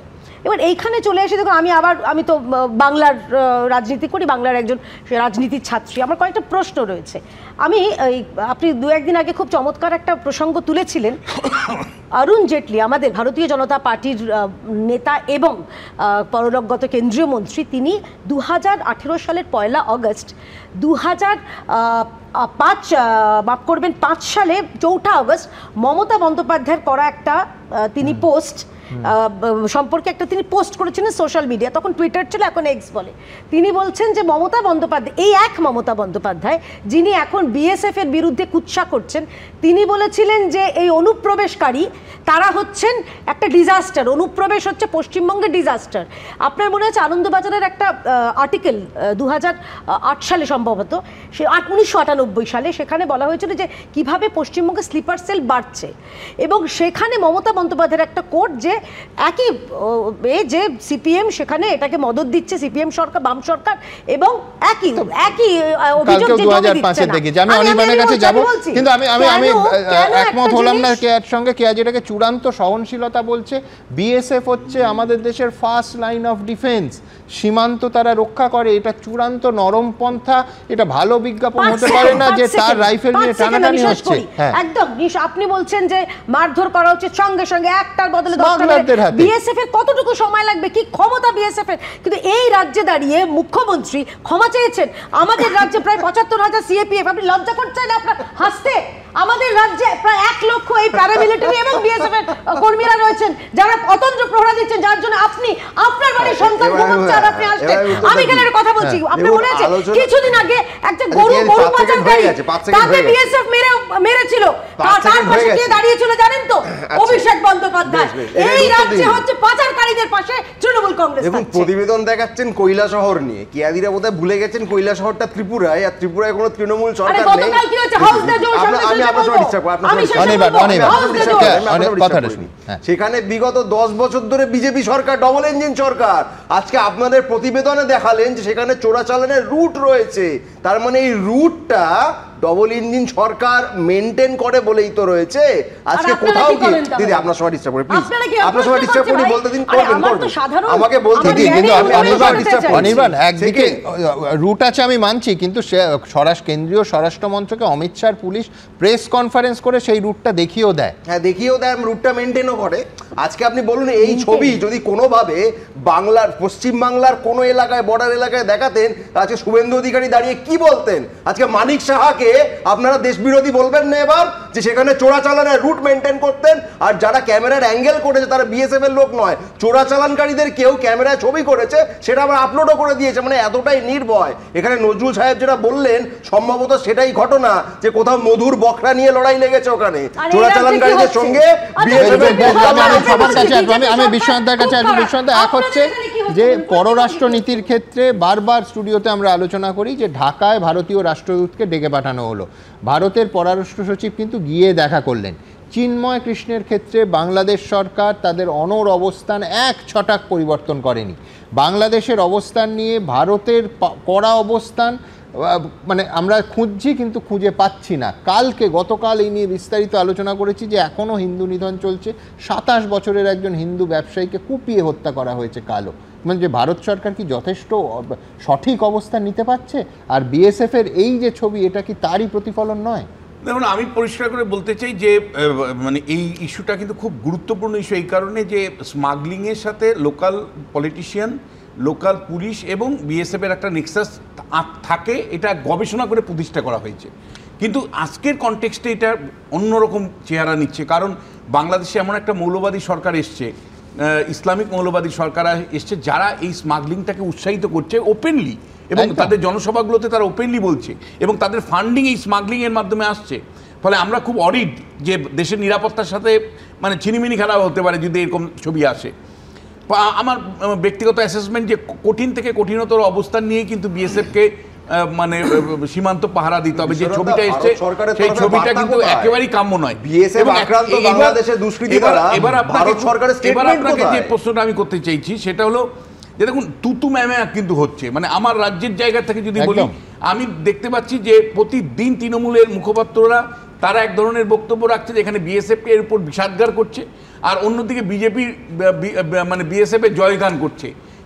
সত্যটা কিন্তু ইন বিটুইন এই কারণে যে অতীতের ট্র্যাক রেকর্ড সবসময়ই বিএসএফের ভালো এমন বলতে পারি না, আবার বিএসএফ না থাকলে পশ্চিমবাংলাটা নরক হতো বা মানে স্মাগলাররা আরও সহজেই ঢুকতো, এটা আমি নিশ্চিত। এবং বিএসএফকে যে ধরনের সহযোগিতা রাজ্যের করা উচিত সেটা কিন্তু আমরা দেখছি না। এইবার ফরেন পলিসির ক্ষেত্রে আমি বারবার যেটা বলছি যে ভারতবর্ষ ভাবছে যে আমরা একটা রিজিওনাল প্লেয়ার, সুতরাং রিজিওনাল প্লেয়ারে বাংলাদেশের প্রবলেমটা যদি আমরা গ্লোবালি নিয়ে যাই তাহলে আমাদের প্রেস্টিজ নষ্ট হবে, আন্তর্জাতিক ক্ষেত্রে আমাদের মান কমবে।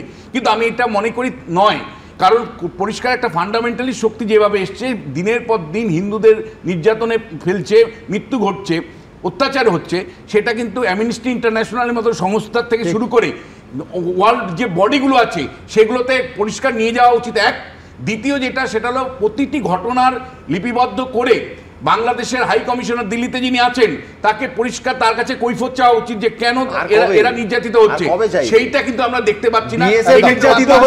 আমি দ্বিতীয় ছবিটাও রাখবো, কালকেও দেখিয়েছিলাম মালদার বৈষ্ণবনগরে, সেই যেখানে একটা সহজ রুটিন বহু বছর আগে হয়ে যাওয়ার কথা কাঁটা তারের বেড়া দেওয়ার কাজ, সেইখানে দেখা যাচ্ছে একেবারে বাংলাদেশ যারা বর্ডারের রক্ষক তারা আসছে, তাদের সঙ্গে স্লোগানিং হচ্ছে, এই পাশে গ্রামবাসীরা বিজেপিরা জড়ো হচ্ছেন, ওপাশের গ্রামবাসীরা জড়ো হচ্ছেন, একটা সম্পূর্ণ নিয়মতান্ত্রিক একটা রুটিন কাজের জন্য অলীক কুনাট্য রঙ্গ চলছে। আমি বলছি বিজেপির যে সক্রিয় বিরোধিতা কাঁটাতার দেওয়ার ক্ষেত্রে, কালকেও বলেছি, এর পেছনে স্পষ্ট ইন্ধন এবং স্পষ্ট উদ্দেশ্য রয়েছে। আজকে দেখাবো যে ভেতরের আজকে সেই মালদার বৈষ্ণবনগর কিন্তু এখনও থমথমে অবস্থা। পরের প্রতিবেদন।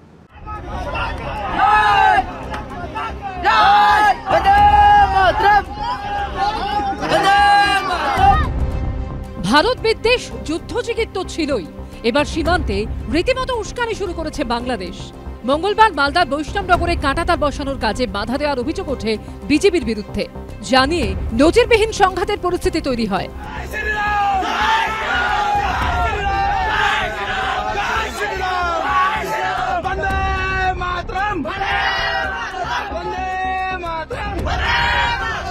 তবে বাংলাদেশের উস্কানিতে ভারত যে থেমে থাকবে না সেই বার্তা একেবারে পরিষ্কার করে দেয়া হয়েছে।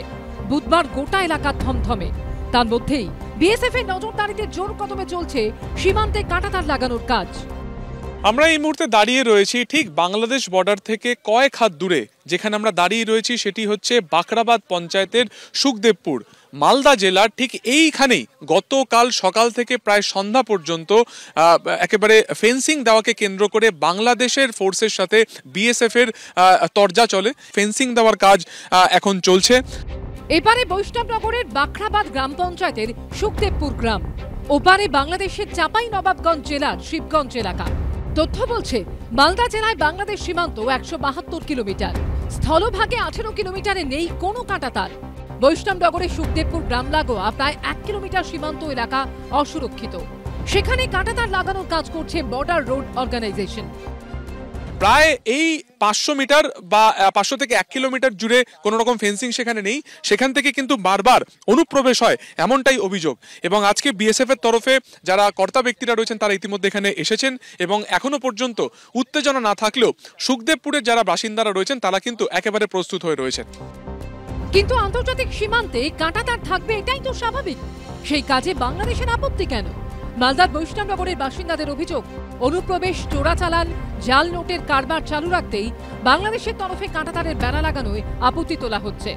ওরা করতে দিতে চাইছে না, তার বেড়া ক্রস করে ঢুকতে একটু সমস্যা হবে, তাই তার বেড়া করতে দিতে চাইছে না। এই যে ভৌগোলিক একটা অবস্থান, সেটাকে কেন্দ্র করেই কি অনুপ্রবেশ হয়? আতঙ্কবাদীও ঢোকার চেষ্টা করে, কিন্তু আমাদের জন্য আমরা আতঙ্কবাদী ওরা অনুপ্রবেশ করতে পারছে না। এই ধার দিয়েই কিন্তু আমরা ফেন্সিংটা করেই ছাড়বো। সীমান্ত এলাকা সুরক্ষিত রাখতে কাঁটাতার লাগানোর কাজ চলবে বলে আশ্বাস দিয়েছে বিএসএফ। मालदा में हमारे फेंस का निर्माण कार्य प्रगति पे है, एक जिस पे किन्हीं कारणों से बीजेपी ने आपत्ति जताई थी, हमने उनकी आपत्तियों का जवाब दे दिया है। निर्माण कार्य प्रगति पे है, बाकी सब कुछ बिल्कुल सामान्य है।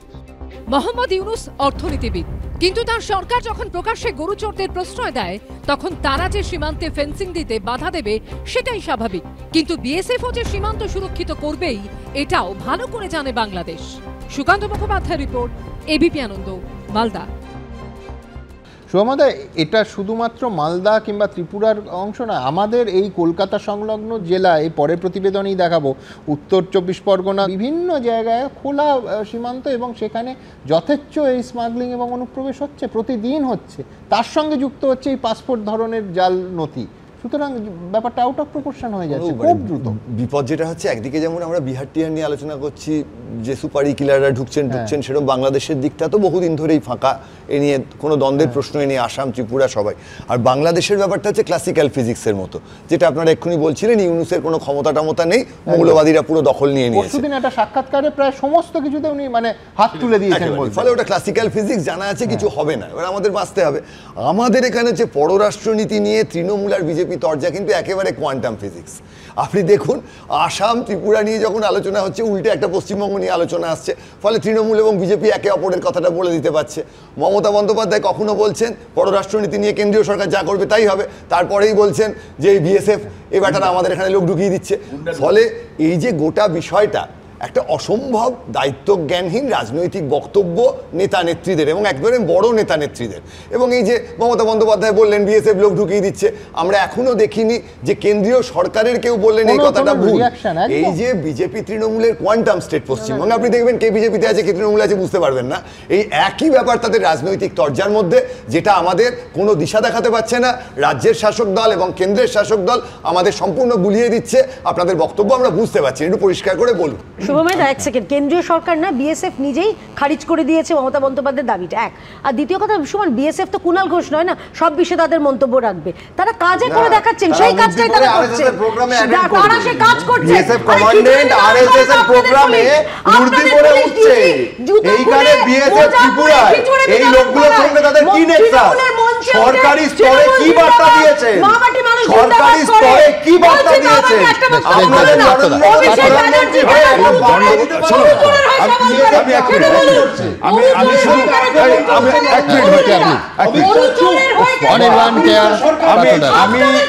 আমি বলছি যে আমি একটাই জিনিস বলবো যে সীমান্ত যখন অশান্ত হয় তখন হচ্ছে সীমান্ত সুরক্ষার প্রয়োজন সবচেয়ে বেশি, আপনি বললেন। এখন হচ্ছে যে এই যে স্মাগলিং যেটা হচ্ছে, এই স্মাগলিংটা নেহাতি চোরাচালান না, এটা হচ্ছে যে ওদেশের যারা সন্ত্রাসবাদী তাদেরও হচ্ছে যে একটা উপকরণ হয়ে যাচ্ছে বাস্তুতন্ত্রের, যে কারণে যে ইউনিস সাহেব ওই যে দেখেও দেখছেন না, কিছু বলছেন না, মদত ছাড়া এই জিনিসটা হয় না। এবং এখানে কিন্তু সুমন, আমি বলছি যেমন বিএসএফ অতীতেও দায়িত্ববান ভূমিকা পালন করেছেন, আবার বিএসএফ এর মধ্যে অনেক গন্ডগোলের জিনিস আমরা দেখেছি। কিন্তু আমি আপনাকে একটা জিনিস মনে করাতে চাই যে সীমান্ত সুরক্ষার প্রশ্নে কঠিন হওয়াটা দরকার। তা নাহলে ওই যে আমরা পুলিশ ফাইল হাতে নিয়ে থানার নিচে লুকে গেছিল না, এইটা দেখলে পুলিশ সম্পর্কে যেমন সম্ভ্রম হয় না, ভয় ভক্তি কোনোটাই হয় না, বিএসএফেরও কিন্তু আমি বলবো যে ট্যাকল করার প্রশ্নে তাদের ভাবভঙ্গি কী হবে তারা ঠিক করবেন। এবং আমি লাস্ট যেটা বলবো যে এই যে স্মাগলিংয়ের জন্য ক্যাচমেন্ট এরিয়া না একটা বড় জায়গা, বর্ডারে যেমন বিএসএফ, আর স্মাগলিংটা তো গরু তো এমনি লাফিয়ে লাফিয়ে বর্ডার অব্দি আসে না, গরু হচ্ছে রাজ্য দিয়ে ঘুরতে ঘুরতে আসে। ফলে সেখানে রাজ্য সরকারগুলোর ভূমিকাও, সেটা আসাম হলে বিজেপি, এ রাজ্য হলে তৃণমূল, ত্রিপুরা হলে বিজেপি হবে। আমি বললাম রাজ্য সরকারকেও তার ভূমিকা পালন করতে হবে, without which we cannot ensure. যেটা বলেছিলেন সংসদে, সেটাই আমি বলছি। আমাদের বিভিন্ন নেতা নেত্রী বাংলাদেশের ভিতরের ঘটনা বা বর্ডার নিয়ে যেসব বক্তব্য রাখছেন সেগুলো তাদের সঠিক হতে পারে, কিন্তু কেন্দ্রীয় সরকারকে আমাদের ভারতবর্ষের দীর্ঘমেয়াদী স্বার্থের কথা ভাবতে হবে একদম, এবং সেটা মাথায় রেখে যদি কেন্দ্রীয় সরকার বিএসএফ বা এরকম কোনো বাহিনীকে সংযত হতে বলেন, আমার মনে হয় না যে সেটা কোনো অন্যায় কাজ এবং আমাদের সেটাকে সমর্থন করা উচিত। কারণ কেন্দ্রীয় সরকার যেভাবে এগুতে হবে আমাদের দেশের স্বার্থের কথা ভাবে করছে, আমাদের উচিত তাদেরকে সমর্থন। ঠিক, কিন্তু পাশাপাশি সংযত থাকার যদি এই বার্তা যায় যে সেটা দুর্বলতা, যেখানে একটা বর্ডার সিকিউরিটি ফোর্সের মতো বাহিনীর হাত থেকে রাইফেল ছিনতাই করার স্পর্ধা দেখাতে পারে, কিছু উর্দিধারী বিএসএফ এর রাইফেল ছিনতাই করছে স্মাগলাররা। আপনি মানে আর্ম ফোর্সে, ডিসিপ্লিন ফোর্সের নজরুলদা এত বছর আপনি ভাবতে পারেন, আপনি বিএসএফ বাদ দিন, একটা কনস্টেবলের হাত থেকে অস্ত্র ছিনতাই করছে স্মাগলাররা। এই ছবি কেন দেখছি? আমাদের ল অ্যান্ড অর্ডারে এই ট্রেনিং দেওয়া হচ্ছে যে ধরুন কোথাও কেউ এরকম ছিনতাই করতে গিয়েছে, কিন্তু তার উপরে যদি আমি কঠিন অ্যাকশন নেই এবং তারপরে যদি সেটা বেড়ে যায়, তাহলে আমাদের পুলিশের লোকদেরকেও বলা হতো যে সেটা তাৎক্ষণিক কিন্তু অ্যাভয়েড করা দরকার, পরে তার বিরুদ্ধে ব্যবস্থা নেওয়া যাবে। তো বিএসএফ এর লোকদেরকেও যদি কেন্দ্রীয় সরকার এরকম ডাইরেকশন দিয়েছেন কিনা জানি না, কিন্তু খুব সম্ভব দিয়েছেন এবং সেটা যদি দেন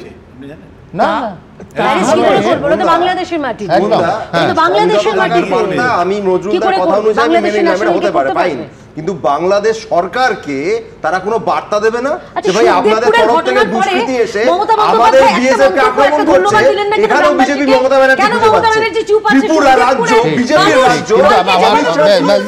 আমি বটম লাইনে আবার আসব, সেটা হচ্ছে এই ছবি যেখানে সীমান্তের ওপারে প্রায় একটা এমন রাষ্ট্র যেখানে প্রতিদিন সংখ্যালঘু হিন্দুরা অত্যাচারিত হচ্ছে, যেখানে প্রতিদিন মারাত্মক ঘটনা ঘটছে, সেইখানে যদি আমরা দেখি যে সীমান্তে কাঁটাতারের বেড়া দেওয়ার যে রুটিন কাজটা বিএসএফ করতে যাচ্ছে এবং বিজিবি থেকে বাধা আসছে, তাহলে নিঃসন্দেহে সেটা ভালো প্রবণতা নয়। নরমপন্থা সেটা যদি খুব সুচিন্তিত হয় সেটা নিয়ে দেশবাসীর কিছু বলার নেই, কিন্তু একেবারে উর্দিধারী বিএসএফের হাত থেকে স্মাগলাররা রাইফেল কেড়ে নিচ্ছে, এটা ভালো বিজ্ঞাপন কোনো রাষ্ট্রের পক্ষেই নয়, একথা আমাদের বলতেই হবে। পাশাপাশি আমার পরের প্রতিবেদনটা থাকবে, সেটা হচ্ছে উত্তর 24 পরগনা। ধরুন উত্তর 24 পরগনায় দুটো জায়গা, একদিকে গাইঘাটা, অন্যদিকে 9 কিলোমিটার, এবং গাইঘাটার কাছেই 6 কিলোমিটার বর্ডার, একেবারে খোলা বর্ডার, সেখানকার ছবি তুলে ধরবো। পাশাপাশি অবশ্যই দেখাবো ঠিক জাল পাসপোর্টের ক্ষেত্রে এই ঘটনাটা কালকেও বলেছি কিভাবে যুক্ত অনুপ্রবেশ, সেইখান থেকে আজকে নিজেকে কোর্টের কর্মী হিসেবে, মুহুরি হিসেবে পরিচয় দেয়া এক ব্যক্তি আজকে গ্রেফতার হলো। বারাসাত থেকে তাকে গ্রেফতার করলো পুলিশ জাল পাসপোর্টের চক্রে। দেখুন।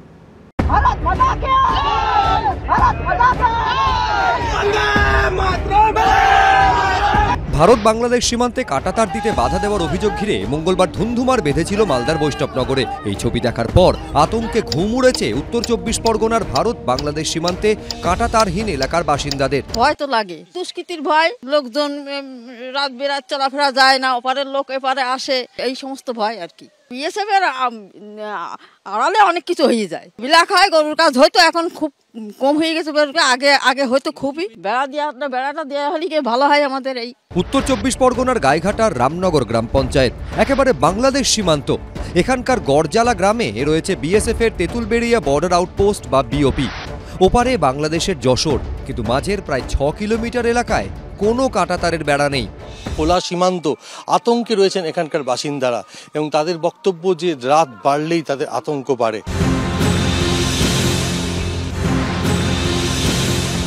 রামনগর গ্রাম পঞ্চায়েত থেকে কিছুটা এগোলে গাইঘাটারই ঝাউডাঙ্গা গ্রাম পঞ্চায়েত। বিএসএফ এর আংরাইল বিওপি রয়েছে এখানে। ওপারে যশোর জেলার পুটখালি গ্রাম, মাঝে বয়ে গেছে ইছামতি। গোটা 9 কিলোমিটার এলাকায় কোনো ফেন্সিং নেই। খোলা সীমান্ত যেটা হয় আর কি, আমরা তো ভীষণই আতঙ্কের ভিতরে আছি। বিএসএফ সবসময় আছে ডিউটিতে, তাহলেও আমাদের তো আমরা একটা ভয় যাতে কাঁটাতারটা হয়ে গেলে তো আমরা নিরাপত্তা একটু থাকতে পারবো। কেন ওপরে বাংলাদেশি সবই চুরি ছিনতাই সবই আছে।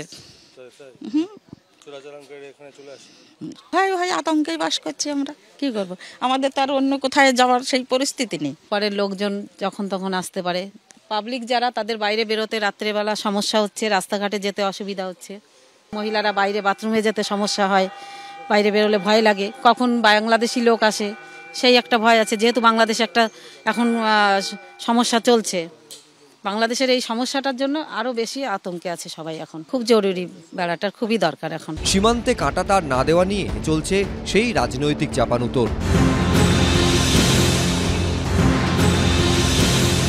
এখানে ফেন্সিং দেওয়ার জন্য বিএসএফ সম্পূর্ণভাবে প্রস্তুত, কিন্তু রাজ্য সরকার জমি জট এখনো কাটাতে পারেনি। আমি রাজ্য সরকারের যে চিন্তাভাবনা, যে তারা ভোটের সময় এইভাবে অবাধে বাংলাদেশ থেকে দুষ্কৃতীদের ঢুকিয়ে ভোট লুট করার যে পন্থা, সেটা হয়তো বন্ধ হবে। তার জন্য তারা মাটির সঙ্গে যোগাযোগ নেই, দেশের সুরক্ষার ব্যাপারে তার সম্যক ধারণা নেই। আমরা বলছি যে আজকে সমস্ত জমি দেওয়া আছে, সেন্ট্রাল গভর্নমেন্ট তাদের টাকা দিচ্ছে না বলে ফেন্সিং হচ্ছে না। এবং পাশাপাশি বলি যে বিএসএফ এর অপতুলতা, 39টা পোস্টে মাত্র 3টে শিফটে 3 জন করে কাজের জায়গা দিয়ে। এরই মধ্যে প্রাক্তন পুলিশ অফিসারের পর এবার পাসপোর্ট জালিয়াতি চক্রে পুলিশের জালে ধরা পড়লেন এক ব্যক্তি, যিনি নিজেকে বারাসাত কোর্টের মুহুরি পরিচয় দিয়েছেন। গোপন সূত্রে খবর পেয়ে মঙ্গলবার সন্ধ্যায় তাকে গ্রেফতার করে বারাসাত থানার পুলিশ। ধৃতকে জেরা করে পুলিশ সূত্রে দাবি, বাংলাদেশ থেকেই সমীর দাসের কাছে আগাম ফোন আসতো ভুয়ো জাল নথি তৈরি করে দেওয়ার জন্য। তাদের কম পয়সায় জাল নথি বানিয়ে দেওয়ার আশ্বাস দিতেন তিনি। কম টাকায় জাল নথি বানিয়ে দেওয়ার দাবি করা সমীরের রেট ছিল একেবারে বাধা। যেমন ভুয়ো আধার কার্ড তৈরি করতে গেলে 15,000 টাকা করে নিতেন, বার্থ সার্টিফিকেটের জন্য 12,000 টাকা এবং প্যানের জন্য রেট ছিল 3,000 টাকা। অ্যারেস্ট করেছে ঠিক, কিন্তু আমি যারা করে তাদেরই শুধু বুঝে দিতে। আপনাকে কেন অ্যারেস্ট করলো? আমি যে আমার মোবাইলে কথোপকথন। পুলিশ সূত্রে দাবি, ধৃত সমীর দাস নিজেকে মুহুরি বলে দাবি করলেও তা খারিজ করে দিয়েছে পশ্চিমবঙ্গ ল ক্লার্কস অ্যাসোসিয়েশন। সমীরণ পাল, এবিপি আনন্দ, উত্তর 24 পরগনা। মাটিতে ফেলে পরপর বুটের লাঠি, হাত বেঁধে লাঠি দিয়ে অকথ্য অত্যাচার, এমনকি রেহাই পাননি মূক ও বধির মানুষও।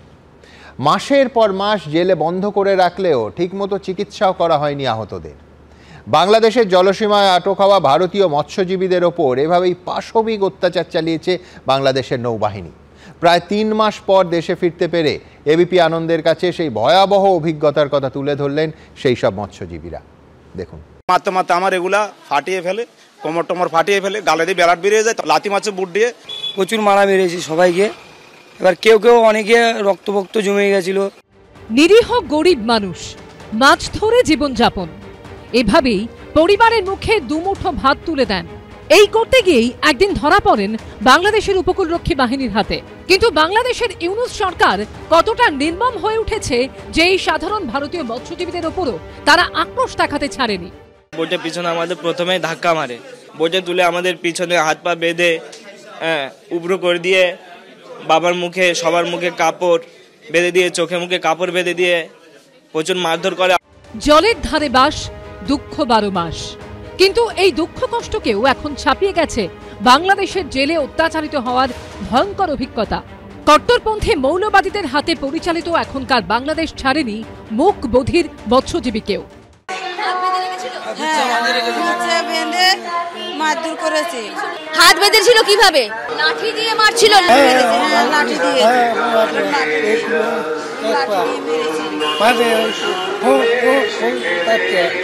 অনুরোধ করছে মারার জন্য, তা মেরেছে। ওনাদেরকে অনুরোধ করেছিল যে আমাকে মেরবে না, আমি বোবা মানুষ, আমাকে অনুরোধ করে ছেড়ে দিন। তাও ওনাকে মানে অনুরোধ ওরা করেনি, তাও ওরা ওনাকে মেরেছে। বলে সবাইকে মেরে গাঙ্গে ফালা দিব। গুলি মেরেছে, গুলি ধরে গত বছর অক্টোবর এবং নভেম্বর মাসে 6টি ট্রলারে চড়ে গভীর সমুদ্রে মাছ ধরতে যান কাকদ্বীপের 96 জন মৎস্যজীবী। সেই সময় আন্তর্জাতিক জল সীমানা লঙ্ঘনের অভিযোগে তাদের ধরে ফেলে বাংলাদেশ নৌবাহিনী। জলে পড়ে মৃত্যু হয় একজনের। এই মুহূর্তে কাকদ্বীপ হারবারে রয়েছে এবং এই সেই ট্রলার, বেশ কয়েকটি ট্রলার এখানে রয়েছে, যেই ট্রলারগুলোতে চেপেই কিন্তু মৎস্যজীবীরা যাচ্ছিলেন, মাছ ধরতে চাচ্ছিলেন এবং সেই মুহূর্তে এই ট্রলারগুলোকে কিন্তু আক্রমণ করা হয় এবং সেই ট্রলারকে কিন্তু আঘাত করা হয় এবং ট্রলার ভেঙে দেওয়া হয়। বলেছি স্যার আমরা ভুল করেছি, আমাদের সারে দেন, আমরা সারে না। আমার একটা লোক পড়ে গেছে, ফাইনও এটা একটু খোঁজ করে দেন। হ্যাঁ, খোঁজ করতে দেয়নি, টানিনি, চলে গেছে। শান্তিতে নোবেলজয়ী মোহাম্মদ ইউনূস আজ অশান্তির প্রতীক। মুখোশ খসে বেরিয়ে পড়েছে আসল মুখ। সব নিয়ে এনেছে, ট্রলারে কিচ্ছু নেই। ট্রলারে ওয়্যারলেস, জিপিএস, মোবাইল, জাল, দড়ি, কাশি, চেন, কপ্পা কিছু নেই ট্রলারে। তেল ছিল 20 ব্যারেল, তেল নেই, এমনকি ভাতের হাঁড়িটাও নেই। মাছ ছিল 70-80 ক্যারেট, সব নিয়ে এনেছে। জলই জীবিকা, কিন্তু বাংলাদেশের নির্মম অত্যাচার সহ্য করে সেই জলে ফিরতেই এখন ভয়, আতঙ্ক। রুমা পাল, এবিপি আনন্দ।